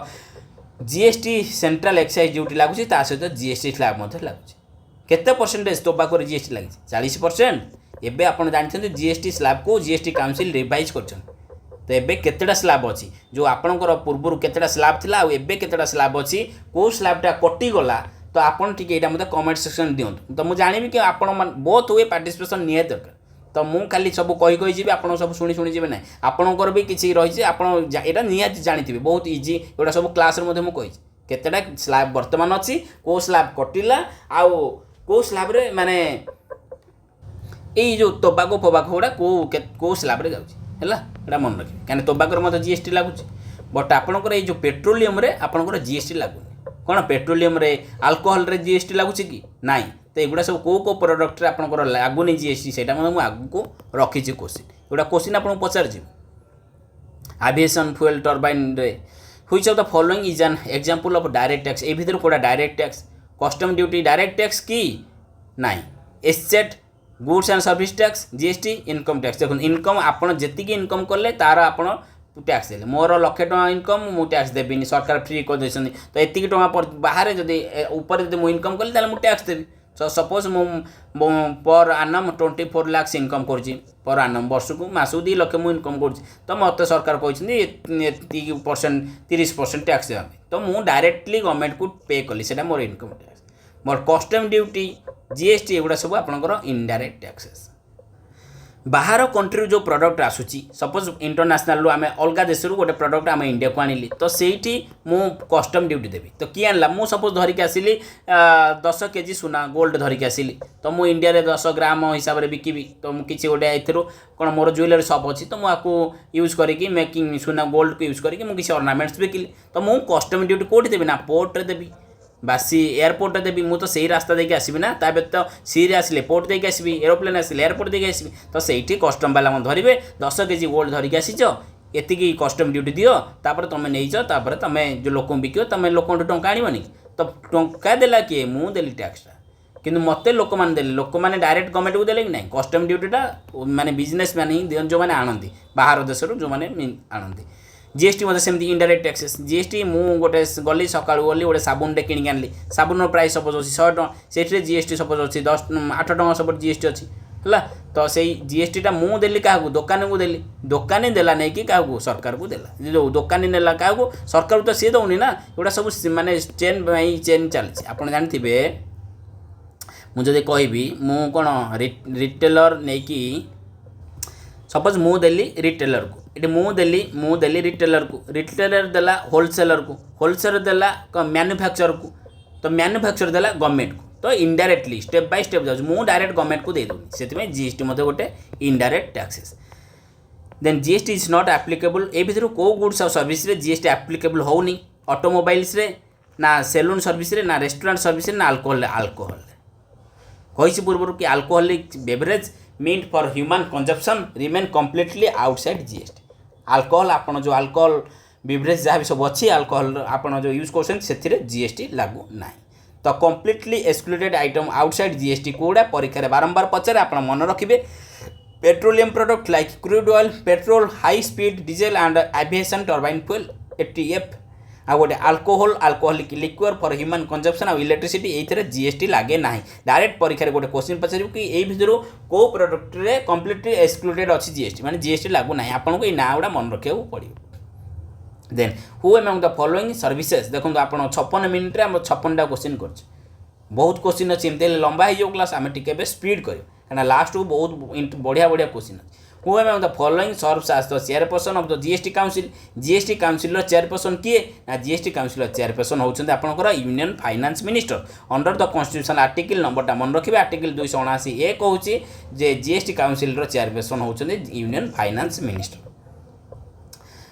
then which of the following taxes is levied by state government only केवल सरकार राज्य सरकार ही आपको लगे पारे से टैक्सटा होची आपनकर एंटरटेनमेंट टैक्स कौन entertainment tax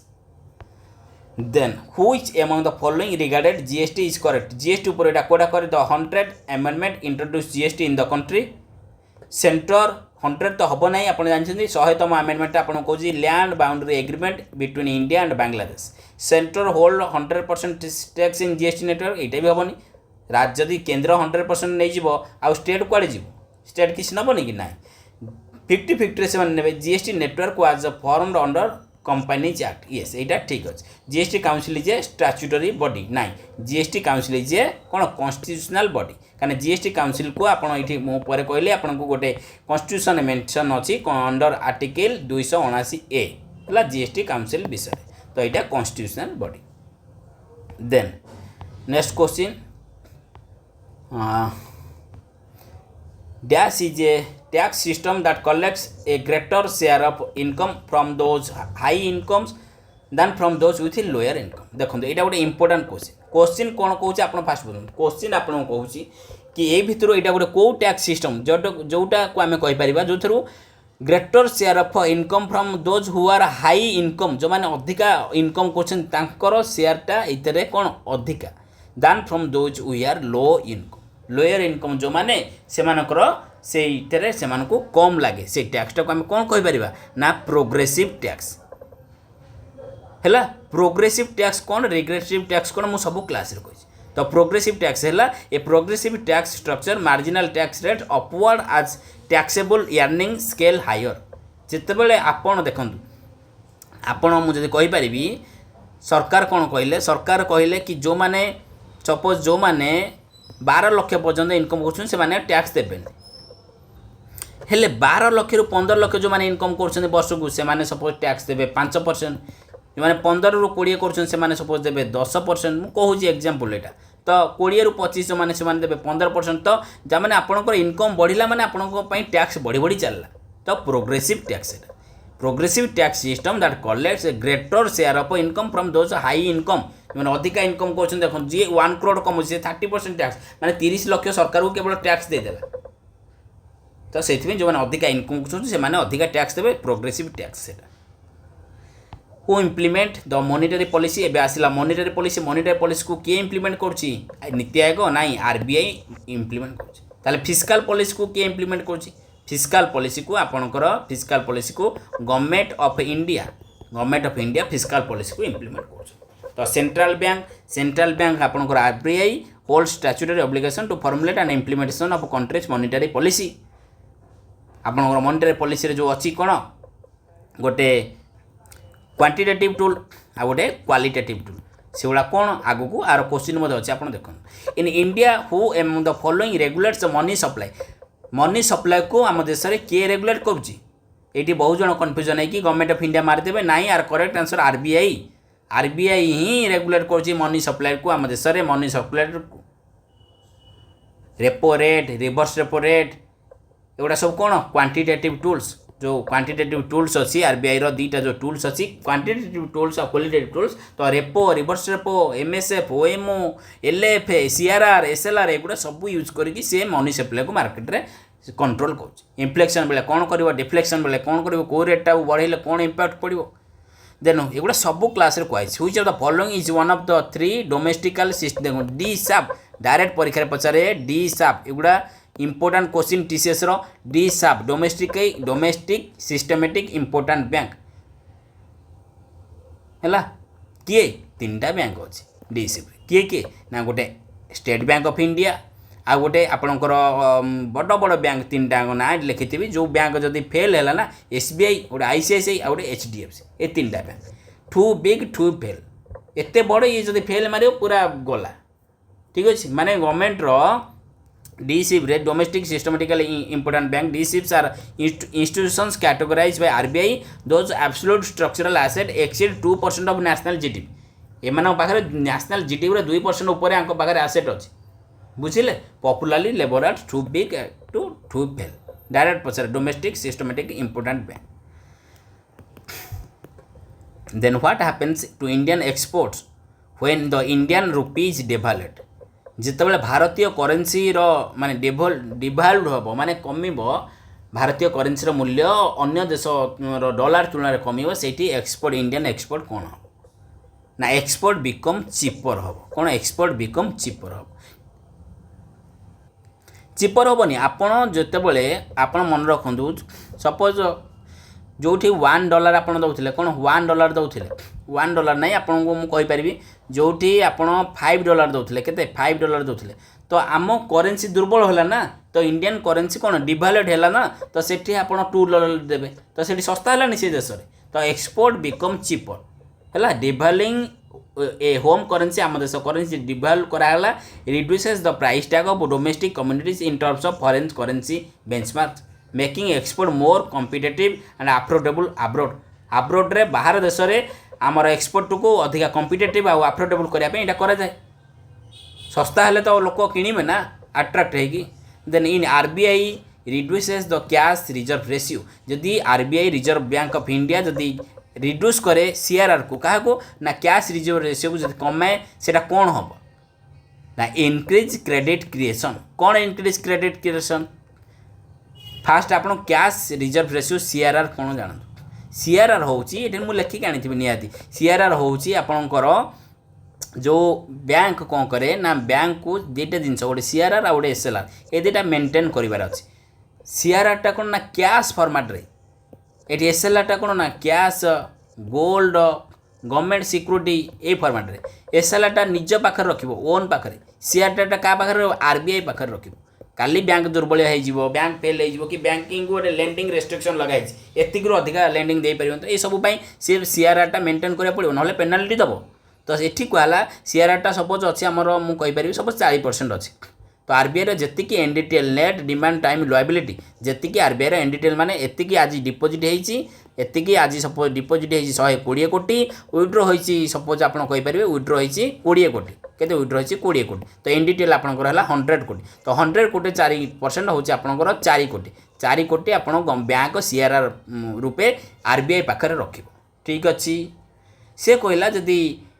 if RBI reduces the CRR जदि सीआरआरटा 4 कोटी रखुला ए 2 कोटी रख 2% सपोज करदेला कमेदेला सेठी कौन हम टाटा बढ़ला इनक्रीज क्रेडिट क्रिएशन माने आउ 2 कोटी आडिशनल बैंक कौन कर ना आडिशनल आउ जो 2 कोटी बैंक को मिलगला से लोकों को क्रेडिट दब माने टंका दब लोन नियो है तो से जिन कह dropping the cash reserve ratio releases commercial capital that was locked with the central bank expanding loanable asset liquidity and increasing credit creation across commercial network जोटा आपको पूरा सिंपली वे मुझे बुझापी आपको चेष्टा करें एसएलआर सेमती एसएलआर मोटा निज पाखे रखा ए किसी इंटरेस्ट पाइपर निज पाखे रखला ना ये जो गोल्ड रखुची गवर्नमेंट सिक्यूरिटी रखुची ये थ्रो रे पाइपर बट कैश फॉर्मेट जो सीआरआरटा रखुची आरबीआई पाखे ये किसी भी इंटरेस्ट मिल पार ना तो एसएलआर सपोज आपंकर अच्छी 16% सरकार कहे एसएलआरटा होगला 20% तमें डिक्रिज क्रेडिट क्रिएशन कमिज जी एसएलआरटा कम हम 16% अच्छी 10% कराब जी एसएलआर कम है ये कहब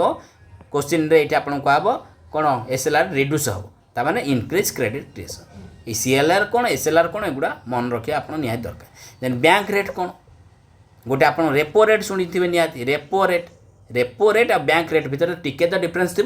कौन ना रेपो रेट आपणकर हूँ सर्ट टर्म कौन रिपर्चेस एग्रीमेंट आपणकर रेपो माने रिपर्चेस एग्रीमेंट रेपो रेट यहाँ हूँ आपणकर सर्ट टर्म बैंक रेट आपणकर टी लंग टर्म आ रेपो रेट आपको कोलेट्राल देवाक पड़ुଛି बट बैंक रेट रे कोलेट्राल किसी देवाई पड़ूनी मैं बंधक जो बैंक वाला टंका आणवे काठू आरबीआई ठू आणवे ना नहीं किसी तो कोलेट्राल देके आणवे गवर्नमेंट सिक्यूरीटी देके आणवे तो से जिनसटा रेपो रेट देवाई पड़ुଛି बट बैंक रेट देवाई पड़ूनी से जिनस लिखला कि बैंक रेट कौन ना rate at which central bank of a country advances loan to other banks in the country माने सेंट्रल बैंक देशर आरबीआई कौन करुच्ची ना लोन जो दौची अदर बैंक को आम देश से कहला एटा हूँ बैंक एडवांसेस बैंक नुहे सेंट्रल बैंक दब टंका लोक कस्टमर कौड़ आसवे बैंक आरबीआई और बैंक भितर कम चलो शेड्यूल कमर्शियल बैंक भितर एगुड़ा तो नुह छाड़ू तो ये मुझे लिखी ए bank rate is a standard rate of interest at which central bank माने आरबीआई लेंड्स लॉन्ग टर्म ए लॉन्ग टर्म टा मन रखिए अनसिक्योर्ड फंड्स माने ये किसी कोलेट्राल रखा होनी टू कमर्शियल बैंक से unsecured fund collateral is not required for bank rate ठीक अच्छे आशा करुच्ची आपण मैंने बुझीपारे कि यहाँ गोटे एगुड़ा सब कनसेप्चुअल पाठ गुड़ा है एरा सब कनसेप्चुअल पाठ कि कोलेट्राल माने जो बंधक बैंक वाला बंधक न रखिकी आरबीआई टू टंका आणवे तो कौन बैंक रेट रे लॉन्ग टर्म रे आणवे बैंक रेट रे सर्ट टर्म रे आणवे रेपो रेट रे कोलेट्राल दरकार रेपो रेट रे तो तापर रिवर्स रेपो कौन एटा सब आपको जाना पड़ो then the rate at which RBI gives the short term loan to commercial bank ये आप आराम से मारे रेपो रेट आरबीआई दब repo rate repurchase rate is interest rate at which RBI lends the short term liquidity lends the short term liquidity to commercial bank against government security ये रखिला कोलेट्राल government security दब किए bank दब schedule commercial bank वाला क्या देवे ना RBI को देवे आरबीआई किसी टंका एमान को दब तापर एमाने आनिकी लोन देवे लोक if there is a lack of money supply in comparison to supply of goods and service then possible consequences will be question कौन कौन फास्ट बुझ क्वेश्चन कहला कि इफ जदि there is a lack of money supply रे कौन lack of money supply माने money supply कमुची बढ़ुनी इनक्रीज होनी money supply in comparison to supply of goods and service then the possible consequence will be hyper inflation नुह hyper inflation कौन आगू रखी इन्फ्लेक्शन कौन डिफाल्यूशन नुह तो डिफ्लेक्शन हूँ आंसर डिफ्लेक्शन माने a contraction money supply relative to output drives overall reduction in average commodity price कौन डिफ्लेक्शन मुझे आपको साधा सीधा भाषा बुझेबी जे गुड्स गुड़ा सब गुड्स आउ सर्विस जो सब गुड्स अच्छी जो भी सब जिनस अच्छी आपण डिमांड करेंगे डिमांड आपणकर कमिज डिमांड आपणकर कमिज आपणकर इनडायरेक्टली आपण पाखे प्राइस ना आपण पाखे पैसा ना तो मनी सप्लाई देखो घरे जब कोविड समय कौन होता कोविड समय गोटे टाइप आप डिफ्लेक्शन जो होता कौन पाई ना घरे आपणकर आपण पाखे प्राइस ना तो आपण टीवी फ्रिज एसी एगुड़ा सब कार बाइक एगुड़ा को डिमांड करेंगे तो से गुड्स प्राइस ऑटोमेटिकली धीरे धीरे कमिव कहीं आप डिमांड करना तो मार्केट रे मनी सप्लाई कम अच्छी if there is a lack of money supply in comparison to supply of goods and service supply बढ़िया होची से कहूँ कंपैरिजन जब करवा गुड्स और सर्विस सप्लाई आराम बढ़िया होची किंतु आप मनी सप्लाई होनी आप पॉकेट रू जेब रू पैसाटा बाहर नहीं तो लैक ऑफ मनी सप्लाई से तो सही पॉसिबल कॉन्सिक्वेंस को आम कहे डिफ्लेक्शन ताकू काउंटर करने आरबीआई कौन कर मनी सप्लाई कंट्रोल कर ना नहीं आरबीआई कौन कर ना आरबीआई रेपो रेट को कमे दब सीआरआर को कौन कर सीआरआर को कमे दब एसएलआर को कौन कर कमे दब जो statutory liquid ratio cash reserve ratio repurchase जो रेट रेपो रेट एगुड़ा कमे दब कहीं ना सीआरआर कमेले रिजर्व जो बैंक माने शेड्यूल कमर्शियल बैंक माने जो आरबीआई पाखे रखुले कैश आकार जिते परसेंटेज से कमिज एने कम रखिए तो अधिका लोक लोन दे पारे तो लोनटा टे सस्ता हम एसएलआर सेमती कमिज जदि जो निज पाखे रखुच्च मैंडेट 16% कि 18% कि 20% कमिज से मैंने अधिका लोक लेंडिंग दे पारे तो लोनटा टे सस्ता हम रेपो रेट कमिज शेड्यूल कमर्शियल बैंक मैंने जाकि बैंक जो आरबीआई ठार टंका कम लोन रे आनिले ऑटोमेटिकली कम इंटरेस्ट जब आने कम इंटरेस्ट जनरल पब्लिक को माने बैंक माने लोन देवे तो से लोनटा टे सस्ता हो लोक कहूँ तुम प्राइस माने तुम डिमांड कर डिमांड कले पकेट रू पैसा बाहर मार्केट चलो हेलिकॉप्टर मनी कनसेप्ट अच्छी जदि टोटाल डिमांड न हो देन ड्यूरिंग लोक मानक भी पैसा देव गवर्नमेंट भी गोटे तार कौन फिस्काल पॉलिसी यूज कर गवर्नमेंट भी आपड़ शुणिथे कौन जे कोविड समय गवर्नमेंट माने विभिन्न वे लोक टंका देती जो मान कार्ड अच्छी 2000 5000 नियो और पैसा नियो डिमांड कर जिनस किण ड्यूरिंग रिसेसन रिसेसन माने कौन मांदा अवस्था जो समय मांदा चलती मार्केट तो से समय को आम कौन कहवा product producer will be cautiously optimistic there will be decrease in inventory there will be capacity under utilization recession माने under utilization proper utilization नहीं under utilization recession features systemic slow down in business recession माने कौन कहले आपन मांदा अवस्था during recession the economy experience a widespread and prolonged slow down in economic activity consumer spending कमाउछंती interest rate कमाउची jobless होउची स्टॉक मार्केट वोलाटिलिटी होउची स्टॉक मार्केट कहीं वोलाटिलिटी होउची ना रिसेशन मांदा चलीची इन्वेस्टर माने कौन करछन ना इन्वेस्टर माने often react to economic uncertainty investor जो माने इन्वेस्ट करिवे से माने इकोनॉमिक अनसर्टेनिटी को बुझी पाना माने पूरा सेति पई मार्केट स्टॉक मार्केट वोलाटिलिटी होउची causing fluctuation in instability in equity and properly market then question 70 और बहुत सारा क्वेश्चन अच्छी तो एथर टे स्पीड जीवा ना 2टा क्लास करदे question 70 in a period when an economy facing price rise and along with their is slowing down of economic activities this is a case of कौन मोस्ट इंपोर्टेंट क्वेश्चन यहाँ कौन ना स्टैगफ्लेक्शन कौन फास्ट आप बुझुन स्टैगफ्लेक्शन होची गोटे इकोनॉमिक कंडीशन जो थे साइमल्टेनियसली अकरेन्स हम 3टा फैक्टर गोटे हाई इन्फ्लेक्शन माने महंगा टंका प्राइस माने प्राइस कौन कहबी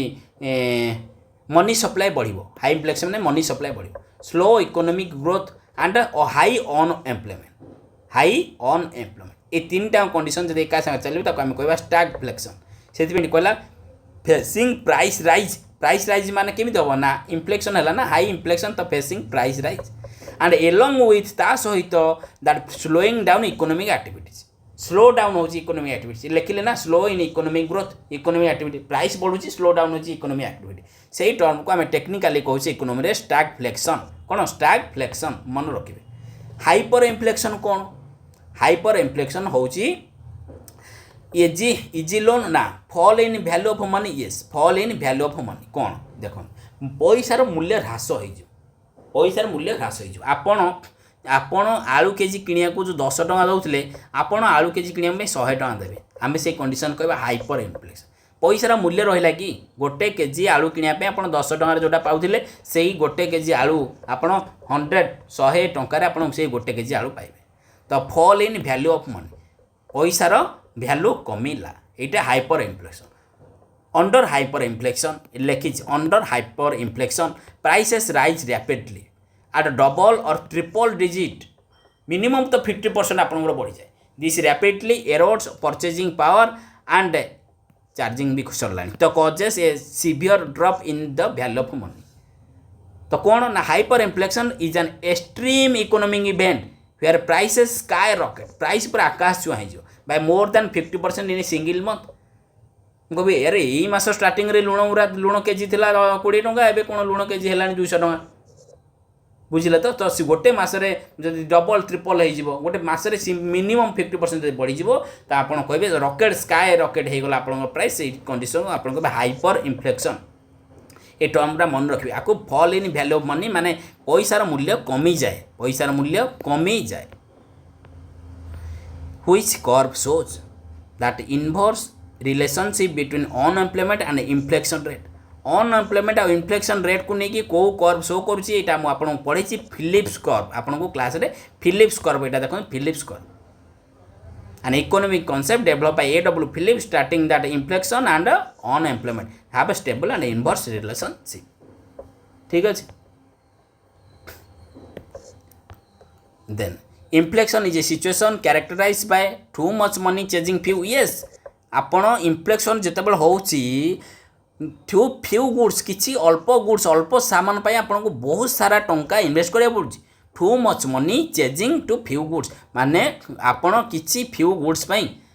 आपन अल्प गुड्स पाई आपन बहुत टंका इन्वेस्ट देबा को पड़ुची सेटा को कहजे इन्फ्लेशन। काइना मूल्य ह्रास हुए पैसार मूल्य किसी माने पैसार मूल्य कौन रहिला तो मार्केट रे मनी सप्लाई जो अधिका हो लोक मान पाखे जो प्रबल पैसा हो समय समस्त डिमांड करेंगे डिमांड बढ़ी तो इन्फ्लेशन क्रिएट हम ताकू कंट्रोल कर बैंक। CRR कौन कर CRR बढ़ईदेव SLR कौन कर बढ़ईदेव बैंक आ लोक CRR बढ़ईदे बैंक अधिका रखिब रिजर्व बैंक अधिका रखिब रिजर्व रेपो बढ़ीगला तो बैंक मेन हूँ बैंक को टाइट कर दियो बैंक ही टंका दौर क्या लोक मानू बिजनेस मैन सब लोक मान टंका बैंक रू आनुन ना तो रेट सब इंटरेस्ट सब बढ़ीगला तो सही जिनस किए कंट्रोल करे RBI तार जो मॉनेटरी पॉलिसी टूल की यूज करके इन्फ्लेशन को कंट्रोल करे। Inflation is situation characterised by too much money chasing few goods. Stagflation is a period आपन कहली स्टैगफ्लेशन कौन ना high inflation combine with high unemployment आउ slow down economic high inflation slow economic growth आउ high unemployment ये condition को आपन कहबे stagflation. In which year was insurance IRDAI insurance regulatory development authority को आम को ईयर ना 1999 फॉर्म होता। Then which of the following is the oldest stock exchange in India. बहुत थोड़े क्वेश्चन पचारे टीसीएस फेवरेट क्वेश्चन यहाँ oldest stock exchange Bombay stock exchange आप मन रखिए 1885 मसीह एस्टाब्लिश होता यहाँ हूँ भारतर ओल्डेस्ट स्टॉक एक्सचेंज एशियार मध्य। सेबी कौन ना SEBI securities and exchange board of India तो यहाँ गोटे स्टैट्यूटरी रेगुलेटरी बॉडी यहाँ 1992 एस्टाब्लिश है। आ काम कौन ना ये रेगुलेट कर सिक्योरिटी मार्केट को आम देश में परीक्षा रे पचारे आम देश में सिक्योरिटी मार्केट को किए रेगुलेट करे से ऑप्शन थी सेबी RBI भारत सरकार गवर्नमेंट ऑफ इंडिया तो जो मैंने पढ़ी थे सिक्योरिटी मार्केट को security and exchange board of India SEBI ही रेगुलेट करे ये गोटे statutory body. National stock exchange कौन NSE नेशनल स्टॉक एक्सचेंज हूँ लार्जेस्ट एक्सचेंज आम देश में both terms of capital market capitalization and trading value but India second largest हूँ बॉम्बे स्टॉक एक्सचेंज जोटा को आप कहते बॉम्बे स्टॉक एक्सचेंज को इंडिया ओल्डेस्ट एशियार मध्य ओल्डेस्ट स्टॉक एक्सचेंज यहाँ मन रखे। तो नेशनल स्टॉक एक्सचेंज केबे एस्टाब्लिश होता ना 1992 एस्टाब्लिश होता बट 1993 सेबी मान्यता मिलता सेबी रेकग्नाइज देता 1994 सी ऑफिशियली कमेंट्स होता ऑपरेशन होता कौन नेशनल स्टॉक एक्सचेंज। ठीक अच्छे। Next question when was securities and exchange board of India SEBI establish non statutory body ये आपको कहते 1988 सेबी एक्ट 1992 बारंबार सेबी एक्ट विषय परीक्षा पचारे केबे 1992 आपको मन रखा पड़ो सेबी एक्ट ठीक अच्छे सिक्यूरिटी मार्केट को किए रेगुलेट करे SEBI. Next question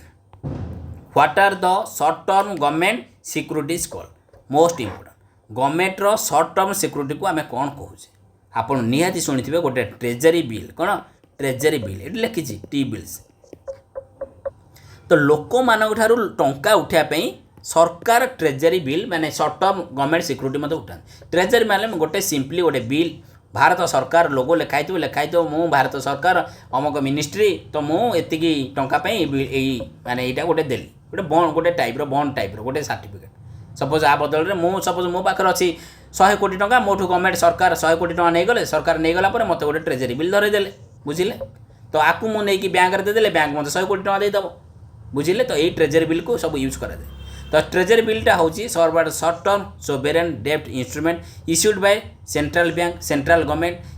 government not central bank Bharat सरकार आपको इश्यू कर भाया आरबीआई माध्यम to bridge short term deficit सरकार शॉर्ट टर्म जो माने डेफिसिट जो अभाव अच्छी माने से जिनसटा को पूरण करने ट्रेजरी बिल को रिलीज कर भारत सरकार दे हाव मैच्योर्ड एटा परीक्षा बहुत थर पचार ट्रेजरी बिल माने मैच्योरिटी केते दिन 91 182 तार डबल 364 माने less than 1 year short term ना लॉन्ग टर्म हेले बॉन्ड हो लॉन्ग टर्म हेले बॉन्ड से केते दिन ना 1 वर्ष ऊपर 5 ରୁ 40 वर्ष पर्यंत लॉन्ग टर्म गवर्नमेंट सिक्यूरिटी को आप कमर्शियल कॉमनली कहीपर गवर्नमेंट बॉन्ड बा डेटेड सिक्यूरिटी एटार वर्ड नाटा मन रही आर 5 ରୁ 40 वर्ष इश्यूड से सेंट्रल बैंक सेंट्रल राज्य सरकार मत आपको इश्यू करेंगे फंड टंका उठाई माने कोठू लोक जो डेफिसिट जो होती सेटा खिलापीटा पूरण करने से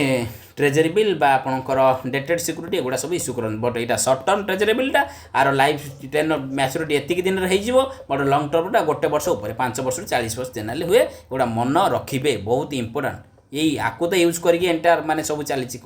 जो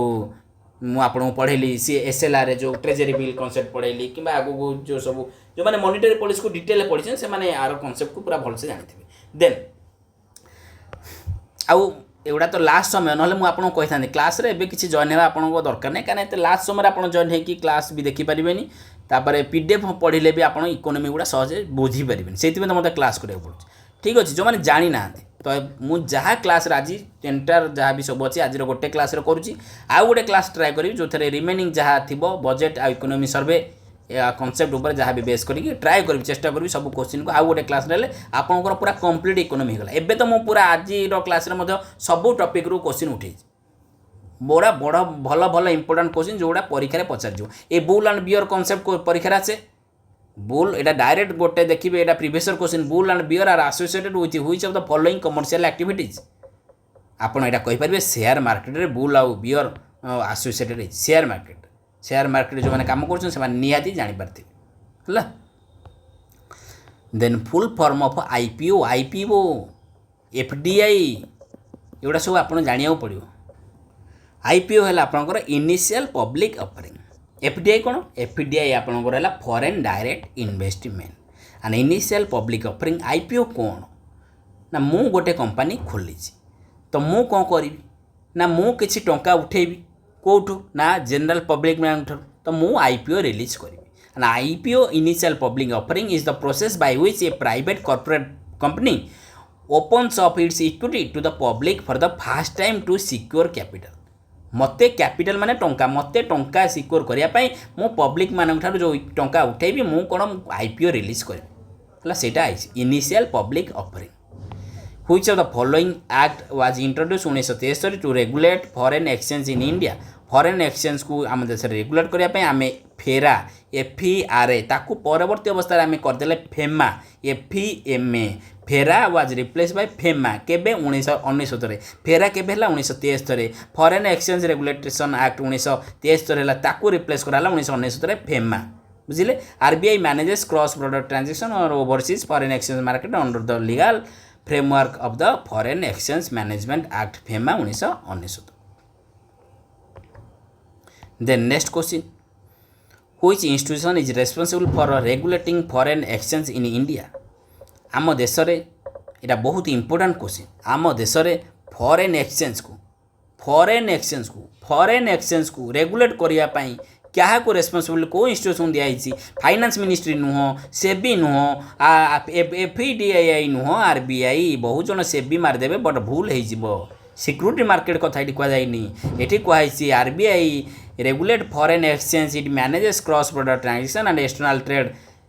प्राइमरली थ्रू क्या द्वारा ना स्टैट्यूटरी फ्रेमवर्क जोटा एस्टाब्लिश होती foreign exchange management act FEMA 1999 ता द्वारा ये रेगुलेट कर आरबीआई।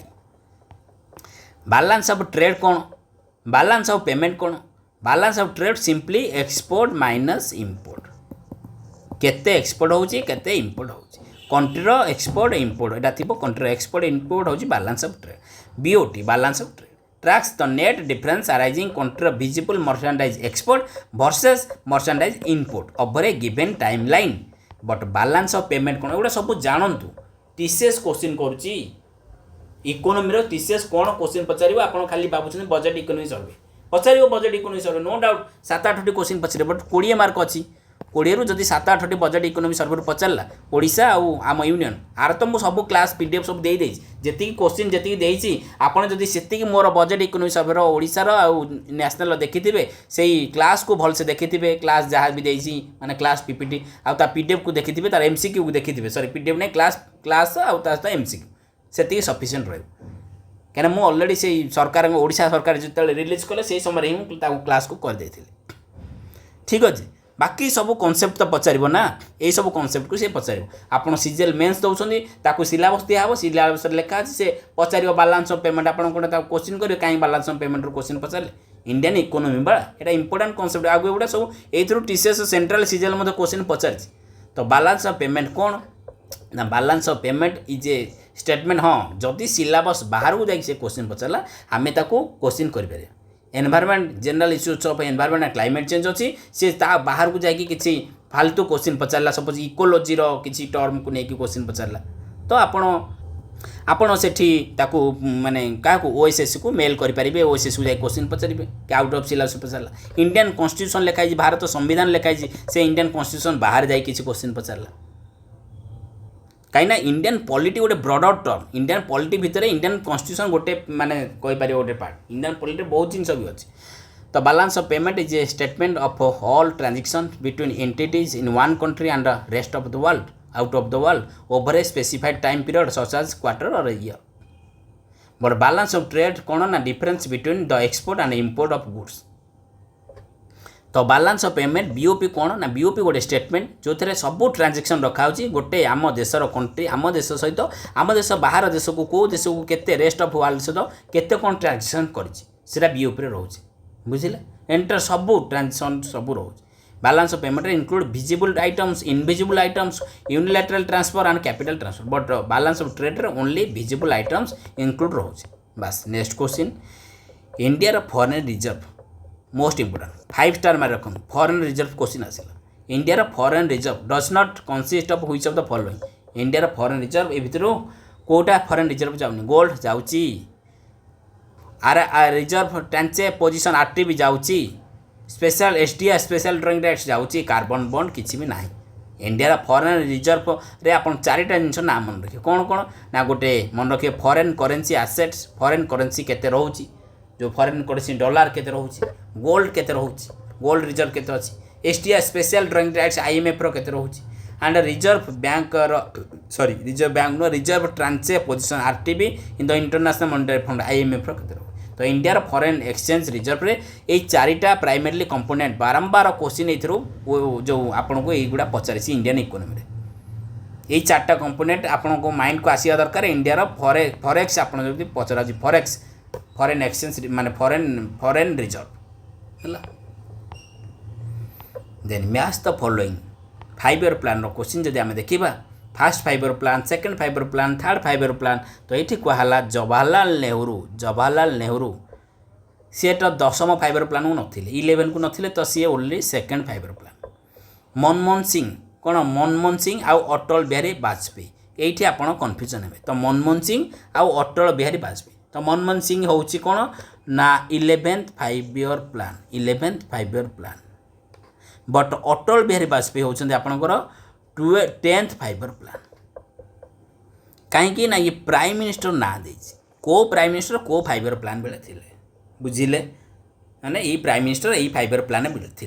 5th 5 इयर प्लान रे को प्राइम मिनिस्टर थे 6 रे के थे 8 रे थे एटा टिके आखिलु पकई देथिबे Jawaharlal Nehru 2nd 5 year plan Manmohan Singh 11th plan Atal Bihari Vajpayee 10th plan तो आमे 2nd 5 इयर प्लान 1956 ରୁ 61 जो थरे माने हेवी इंडस्ट्री बा आपण कहि पारे रैपिड इंडस्ट्रियलाइजेशन ना सुनी माने 2nd 5 इयर प्लान फास्ट आपण एग्रीकल्चर ऊपर फोकस कराइतला बट इंडस्ट्री ऊपर रैपिड इंडस्ट्री बा हेवी इंडस्ट्री ऊपर 2nd 5 इयर प्लान आकु आमे महालनोबिस मॉडल कहूचे जो पीसी महालनोबिस तांको ना रे हिज महालनोबिस मॉडल काकू हार्डो डामर मॉडल कहूचे एचडी मॉडल कहूचे को 5 इयर प्लान आपण एटा कमेंट सेक्शन कमेंट देबे को 5 इयर प्लान को हार्डो डामर मॉडल कहूचे आ जो माने ए पर्यंत क्लास को देखिलेनी से मानको कहबी टिके चैनल को सब्सक्राइब कर रखंतु जो माने नुवा अछंती आ क्लास जदि भल लागुची क्लास को आपण लाइक करंतु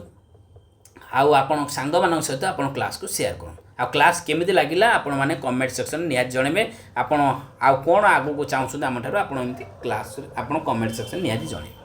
तो एठी गोटे 5 इयर प्लान रो मु जदि शॉर्ट रे आपण कहबी हमर 5 इयर प्लान आमे कोठु आनले ना यूएसएसआर सोवियत रूस रो आमे आनिचे अडॉप्ट करी एटा क्वेश्चन फर्स्ट 5 इयर प्लान 1951 रू स्टार्ट हैला चलला 1956 देन 1956 रू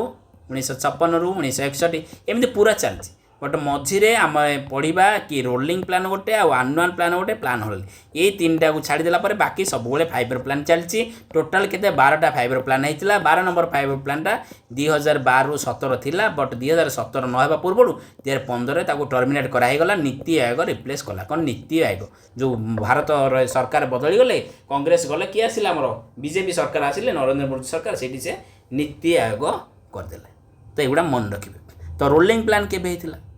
ना 1978 असी कौन ना ये मत सरकार बदली थे जनता पार्टी सरकार आसते मोरारजी देसाई तो सी आईएनसी तले पलैले सी रोलिंग प्लान आनिले 1978 असी पुणी 1980 पुणी कांग्रेस सरकार आसिले पुणी चलेले 5 इयर प्लान आनुआल प्लान कौन भी आसला 1990 ना से समय पॉलिटिकल अनस्टेबिलिटी पूरा चलता देश में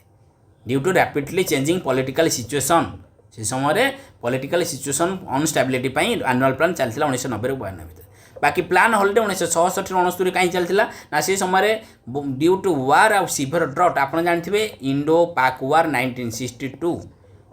1962 इंडिया इंडो चाइना वार टी देखीदे इंडो चाइना वार 1962 आपंकर इंडो चाइना वार होता इंडो चाइना वार 1965 आपंकर कौन कहींपारे इंडो पाक वार इंडो पाक माने इंडिया पाकिस्तान युद्ध इंडिया चाइना युद्ध इंडो चाइना वार ठीक अच्छे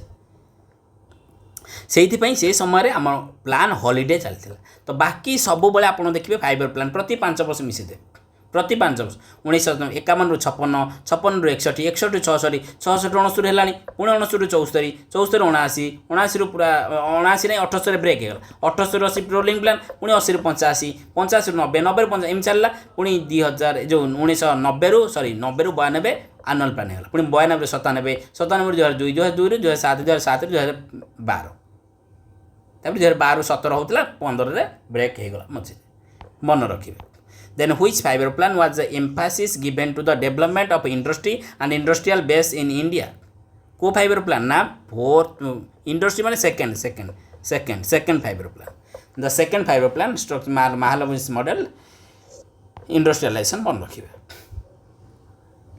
ए भितर से कहूँ which of the following program was launch in 1999 ए भितर को प्रोग्रामटा लॉन्च होता ना स्वर्ण जयंती ग्राम स्वरोजगार योजना 1999 लॉन्च होता कौन पाई ना ऑर्गेनाइज टू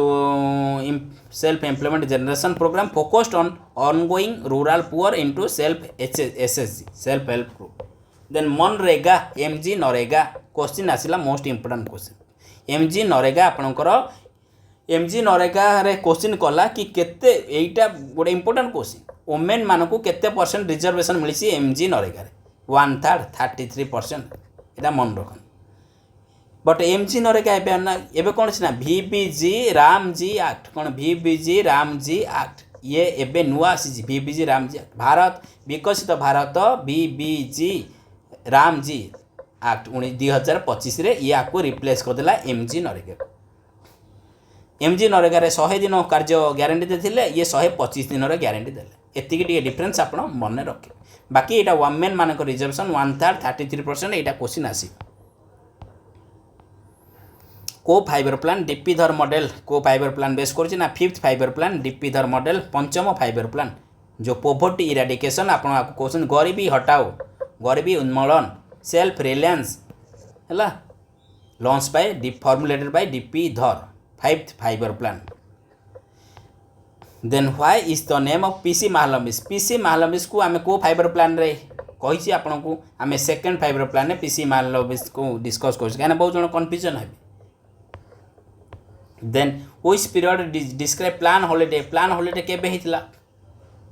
प्लान हॉलिडे 1966 रु 69 हेतिला जो आमर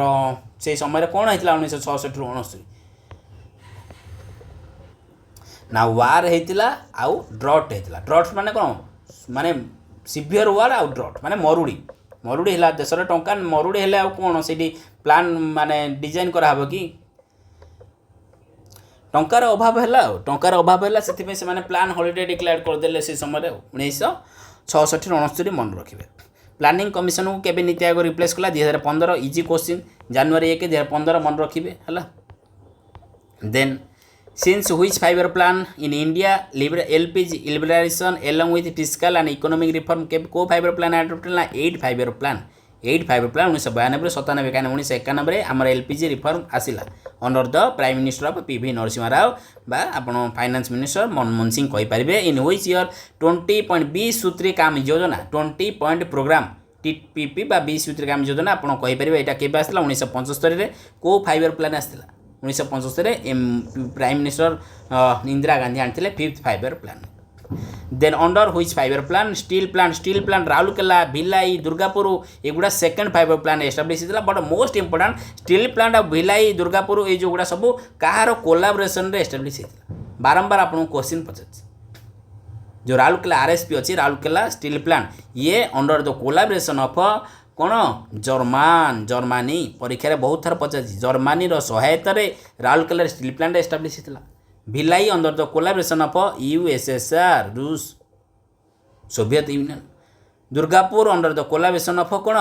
ये वेस्ट जर्मन है वेस्ट जर्मन से जर्मनी आप मन रखिए तो दुर्गापुर आप under the collaboration of UK कौन यूके यहाँ परीक्षा बहुत थर पचार क्या कोलाबोरेशन में कौटी स्टील प्लांट डिजाइन होता who is the marginal worker as per the standard census definition marginal worker किए ना जी 183 दिन मन रखते person who works for less than 183 days in year ताको आम कहबा marginal worker India can be consider a country with demographic dividend due to कौन due to high population between 15 रु 64 वर्ष है a demographic dividend arises when a country experience a shift in its population age structure resulting in a larger proportion of people in productive working age bracket यही working as 15 रु 64 भितर आम समस्ते कौन productive working as people माने 15 रु 64 भितर अच्छा तो यहाँ मन रखिए यहाँ आमर कौन रिलेटिवली नॉन वर्किंग डिपेंडेंट 64 65 ऊपर किए काम कर 15 तले किए तो से आम देश में कौन डेमोग्राफिक डिविडेंड इंडिया रे 15 रु 64 वर्ष high population between a year in the context of demographic history of India which the following is known as year of great divide एटा आप सेंसस पढ़ी 1981 1921 आप मारे कहीं 1921 पर्यंत आपंकर सेंसस कौन बढ़ुला कमुला एमती होता बट 1921 पर पूरा एकपटिया बढ़ला आज पर्यटन एबे भी 2011 चली 2021 जो सेंसस आए 2026 आसो देखिए पुणी पॉपुलेशन बढ़ी तो सहीटा कहला year of great divide 1921 then in which of the following year MSME कौन MSME micro small and medium enterprise MSME was passed केबे ना 2006 रे मन रखिए से एमएसएमई को लेकिन क्वेश्चन आपको सीजीएल पचार एमएसएमई रो full form micro small medium enterprises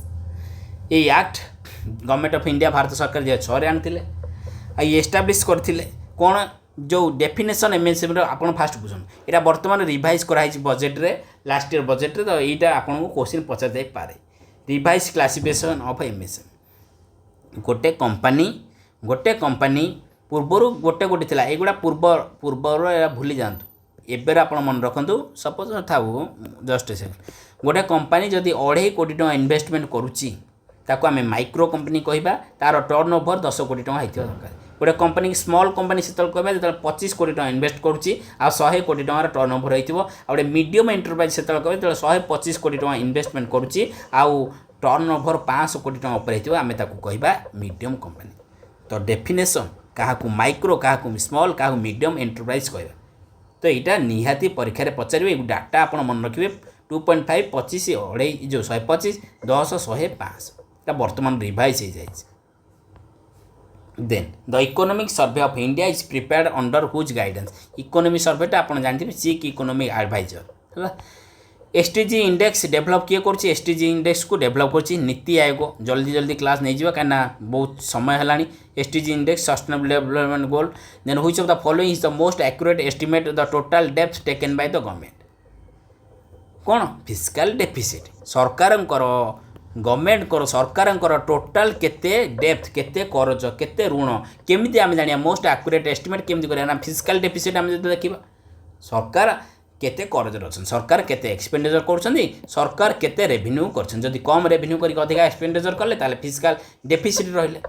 जदि अधिका रेवेन्यू कले आउ कम एक्सपेंडिचर कले ताले फिस्काल सरप्लस रहिले। तो ये फिस्काल डेफिसिट आपको एफआरएम जो फिस्काल रेस्पॉन्सिबल बजट मैनेजमेंट एक्ट जो आसला 2003 से मतलब सेट कर परसेंट फिस्काल डेफिसिट हेबा दरकार सेटा आपण माने मते कमेंट सेक्शन देबे मु आपन को कहि स्टार्टिंग ठीक अछि। तो ये आम जाना ताकू मीट करने गवर्नमेंट को बोरो करके आने मार्केट रू बोरो करके टंका आने ठीक अच्छे। तो नेक्स्ट देखा व्हिच ऑफ द फॉलोइंग जे ट्रांसफर पेमेंट मोस्ट इंपोर्टेंट ए भीतर कोटा ट्रांसफर पेमेंट माने unilateral payment one way redistribution जोटा केवल सरकार आपको दौरान अनएम्प्लॉयमेंट अलाउंस सरकार दौरान ता एग्नेस्ट आप बेकारी अच्छा आपको अलाउंस मिला आप किसी काम कले कि आपंकर इकोनोमी किसी जोग रहा कि किसी गुड्स किसी प्रोड्यूस है कि किसी सर्विस प्रोवाइड कले कि ना स्कॉलरशिप आपको मिलला मागणा मागणा स्कॉलरशिप आपको दौरान यूनिलैटरल केवल सरकार आपको दे चलते रिटायरमेंट पर आपको पेंशन आपको दौरान तो युवा आपंकर जापर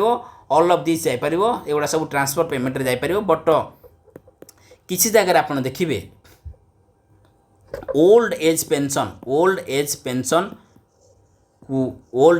को कहा ट्रांसफर पेमेंट आउ रिटायर्ड पेमेंट को रिटायरमेंट पर जो पेंशन ताकू कहा जाउनी ट्रांसफर पेमेंट कहते कौन ना आपन तो किसी काम करते 60 वर्ष पर्यंत तापर आपन को रिटायरमेंट पर पैसा देले बट रिटायरमेंट पर तो आपन किसी करूना ना गुड्स और सर्विस प्रोवाइड करना ओल्ड एज पेंशन सिंधी वृद्ध हो गला 60 वर्ष पर आप सरकारी चाकरी फाकरी किसी ना है तो आपड़ देखिए आप घरे जो मैंने भी आम घरे जो मैंने भी अच्छा माँ बापा मैंने जो मैंने 60 वर्ष ऊपर अच्छा ओल्ड एज पेंशन मिलूँ जो मैंने 80 वर्ष ऊपर अच्छा तो 3500 टका ओल्ड एज पेंशन मिलूँ तो एगुड़ा सब ट्रांसफर पेमेंट रे जाउछि। ट्रांसफर पेमेंट कौन ना transfer payment is a one way redistribution of income and wealth made by government सरकार दौरान वेयर नो गुड्स और service are exchange in return जो थे किसी गुड्स और सर्विस रिटर्न में किसी भी होना डायरेक्ट सरकार आपको अनएम्प्लॉयमेंट अलाउंस देले कि स्कॉलरशिप देले कि पेंशन देले ता एग्नेस्ट सरकार आपको कहना आप करूँ से करूँ विडो भी विधवा मान भी भत्ता मिलूँ तो एगुड़ा सब ट्रांसफर पेमेंट रे जाउछि। Then which of the following is not a component of fiscal policy कोडा भितर कंपोनेंट नुहे तो पब्लिक एक्सपेंडिचर तो जाउछि गवर्नमेंट पब्लिक माने एक्सपेंडिचर सरकार एक्सपेंडिचर करुछन सरकार डेप्थ आणुछन सरकार टैक्स लगुछन एगुड़ा सब फिस्काल पॉलिसी टूल बट ट्रेडटा नुहे एटा मन रखंतु क्लास को टिके स्पीड नेबा कोन पाई ना चार्ज भी सरलाणी क्लास भी बहुत लंबा लाणी पाखरे मोर भी स्टोरेज भी कम अछि को समय भी क्लास सेव हो जाय पर automatic. Then which of the following is a bond ए भितर कोटा गोटे bond through which Indian entities can raise money from foreign market in rupees and not in foreign currency masala bond आपण सुनिथिबे मसला बॉन्ड कौन मसला बॉन्ड ना मसला बॉन्ड कहूँ कि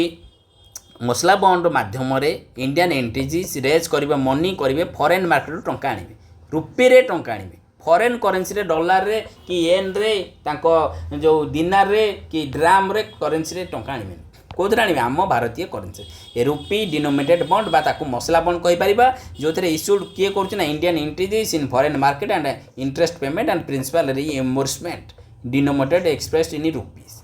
डिनोमिनेट कौन रोचे ना रुपी बास मुझे आपको जी कहले आप से मन रखते आप क्वेश्चन करदेवे। Then which of the following not the main objectivity of fiscal policy Bharat में फिस्काल पॉलिसी रे भीतर कोटा मेन ऑब्जेक्टिविटी नुहे कोटा ना to increase liquidity in the economy, to increase liquidity in the economy.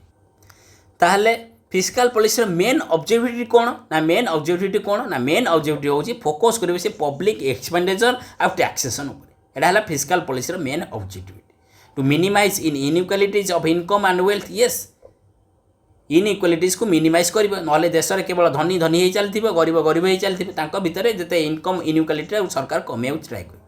To promote employment opportunity. Yes, एगुड़ा सब fiscal policy objectivity but not a objective पछे तो increase liquidity in the economy एटा आपण मारि पाइबे, तार मेन ऑब्जेक्टिव सेटा नुहे, सेटा आरबीआई तांकर मॉनिटरी पॉलिसी टूल के यूज करी करन। Then who maintains the foreign exchange reserve in India. आम देश में फॉरेन एक्सचेंज एटा मु ऑलरेडी क्वेश्चन कही आरबीआई, आरबीआई ही फॉरेन एक्सचेंज को माने मेंटेन करछि अंडर द कोन FME foreign manager of foreign exchange FEMA, FEMA कौन foreign FEMA FEMA foreign exchange management act, कौन फॉरेन एक्सचेंज मैनेजमेंट एक्ट मन रखिए केबे आसला 1969। देन ता माने आपण जो क्वेश्चन पचारला कि फॉरेन एक्सचेंज को मैनेज करिवार मुख्य काम होला कार आरबीआई रो, बट सिक्यूरिटी मार्केट को इंडियन स्टॉक मार्केट को यहाँ बहुत थर क्वेश्चन आस इंडियन स्टॉक मार्केट को किए रेगुलेट करे बा किए कंट्रोल करे, आपण मारिबे सेबी, सेबी कंट्रोल करे इंडियन स्टॉक मार्केट को। Then which of the following controls insurance business of India, किए ना आईआरडीए, आईआरडीए कौन ता फुल फॉर्म ना insurance regulatory and development authority IRDA. हाँ ये टे एनपीए क्वेश्चन नहीं बोधे तो सबू को तो 100 केतेटा क्वेश्चन करेचे बा नेक्स्ट क्लास रे जो गुड़ा सब रिमेनिंग कॉन्सेप्ट अच्छी सब आनी एनपीए नॉन परफॉर्मिंग एसेट कहीं मुझे जाए देखिले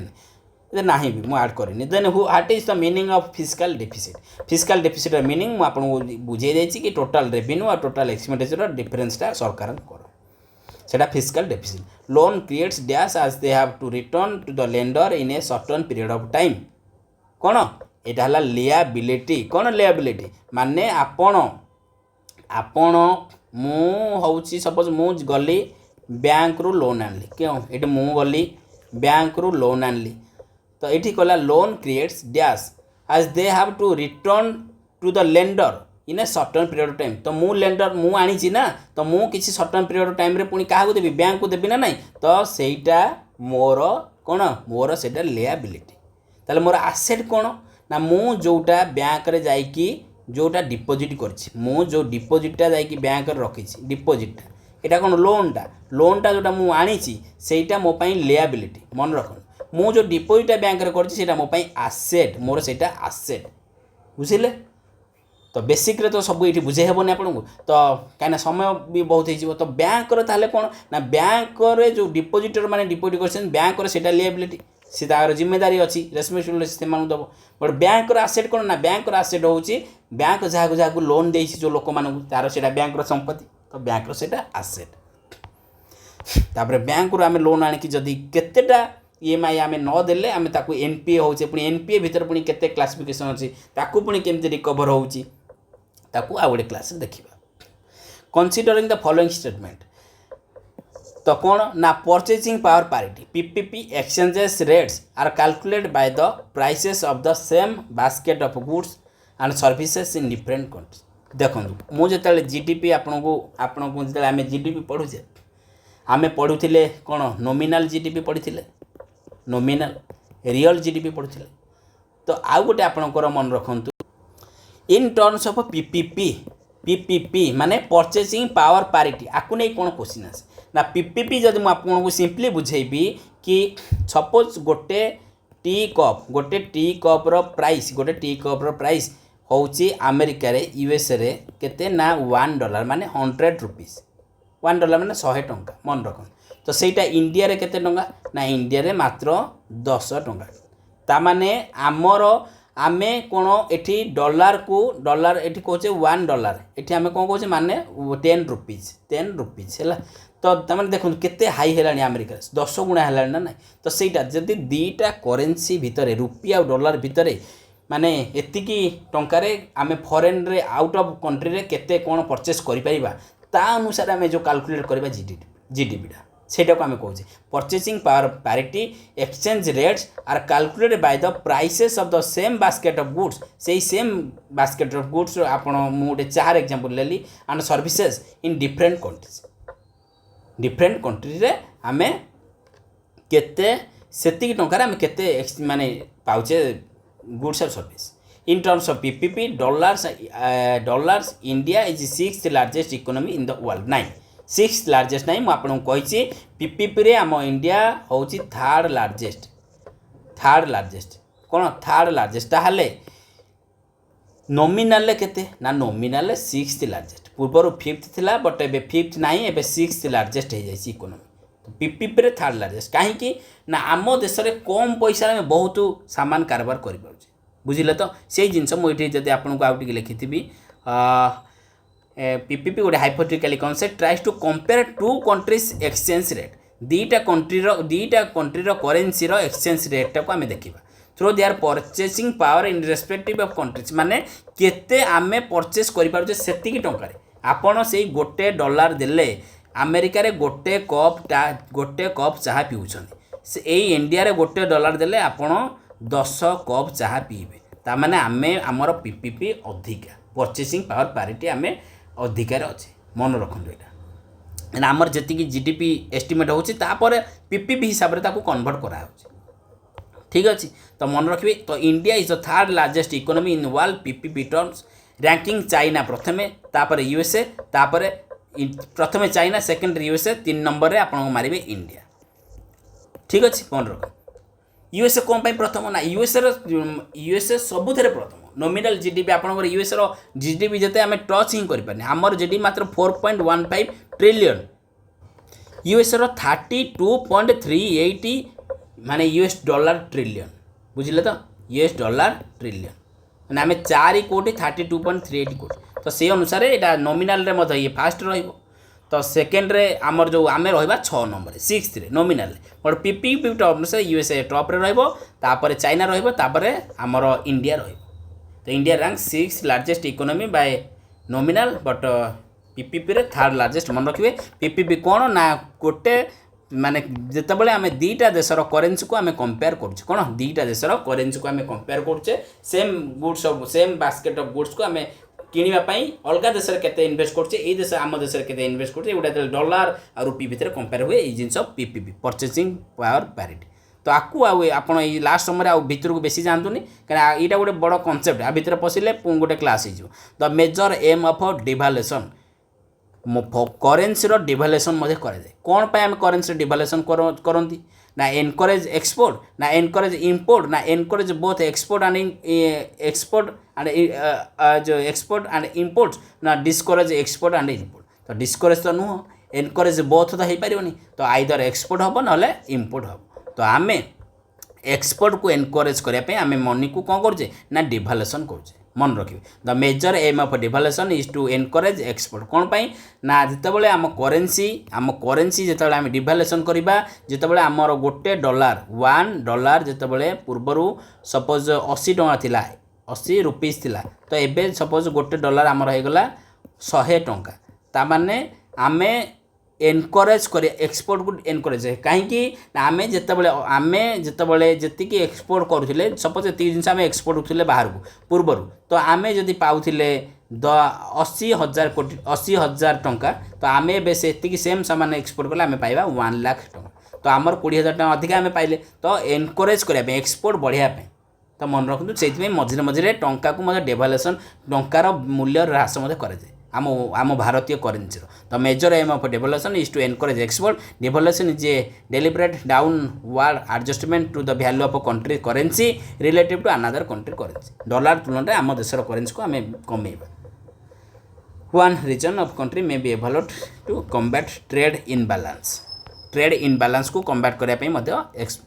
डेवलुएसन कराए then which of the following occupation are included under secondary sector भितर ये भितर कोडे जाऊँगी नेशनल इनकम सेकेंडरी सेक्टर आपंकर ये भितर कोडे जाऊँगी मैन्युफैक्चरिंग जाऊँगी सेकेंडरी सेक्टर में gas and water supply mining तो जाऊनी तो आप माइनिंग जाऊनी 4 तो ये 2टा option कटिगला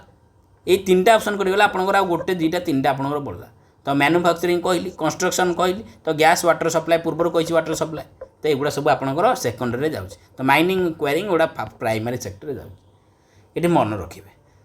then quaternary sector employs activities related to mining quarrying activities इटा सॉरी इटा गोटे क्वेश्चन मुझे कौन क्वाटरनरी सेक्टर में मैन्युफैक्चरिंग कोडी लिखा माइनिंग डाइनिंग एटा प्राइमरी सेक्टर एगुड़ा सेकेंडरी सेक्टर तो यहाँ गोटे क्वेश्चन नंबर ये दि जाए question quaternary sector employs activities related to mining and quarrying यहाँ नुहे एक्टिविटीज रिलेटेड टू मैन्युफैक्चरिंग यहाँ नुहे फिशिंग नुहे तो research and development activities quaternary sector is characterize by intellectual persons और इंडिविजुअल्स और group of individual primary secondary tertiary पढ़ी आम ये पढ़ले कौन क्वाटरनरी सेक्टर पढ़ले जोटा को कहूँ कि इंटेलेक्चुअल पर्सन मानक individuals of group of individual मानक it includes research and development activities research development activities ए इनक्लूड होची माइनिंग क्वेरिंग एगुड़ा सब तो प्राइमरी जाऊँगी हु डिटरमाइन एमएसपी को किए डिटरमाइन करुच्ची ना एमएसपी मिनिमम सपोर्ट प्राइस को डिटरमाइन करुच्ची the cabinet committee of on economic affairs officially determine but आपको डिटरमाइन करुच्ची सीएसीपी मन रखु commission for agriculture cost and prices ठीक अच्छे डायरेक्ट क्वेश्चन आप पचार एमएसएमई को किए डिटरमाइन करुच्ची ना CACP Commission for Agriculture Cost and Prices. The Cabinet Committee on Economic Affairs officially determine and approve MSP in India. They finalize this rate based on formal recommendation made by CSCP. CSCP जो recommendation देगी operate ministry of agriculture under जाऊँगी green revolution केबे कौटे start होता पंजाब रे start होता green revolution बापा किए ना एम एस स्वामीनाथन भारत में हूँ एम एस स्वामीनाथन वर्ल्ड रे किए ना नॉर्मन बोरलॉग मन रखिए ये कॉन्सेप्ट गुड़ा कौन भी ग्रीन रेवोल्यूशन आसला हाई यील्ड कथा उठिला सी सुब्रामानिया किए ना introduce high yield variety seeds केबे 1960 ठीक अच्छे देन बैटरी सरला तो ये आम क्लास को रखीदे ब्लू रिवोल्यूशन सिमिलारली ब्लू रिवोल्यूशन आपंकर फिश प्रोडक्शन होता तो ये सब रिवोल्यूशन लिखी आप मन रखिए फिश ब्लू ग्रीन हूँ फूड ग्रेन्स व्हाइट मिल्क हूँ व्हाइट येलो ऑयल सीड्स तो कौ रेवोल्यूशन कौन ये आप मन रखी जा पड़ो सियोर सर्ट ए क्वेश्चन आसो economy the CRR refers to cash reserve ratio CRR आपको कही कौन the share of NDTL that banks have to hold liquid asset bank hold कर लिक्विड एसेट सीआरआर निज पाखे नुहे विथ द आरबीआई पाखे रखिए येस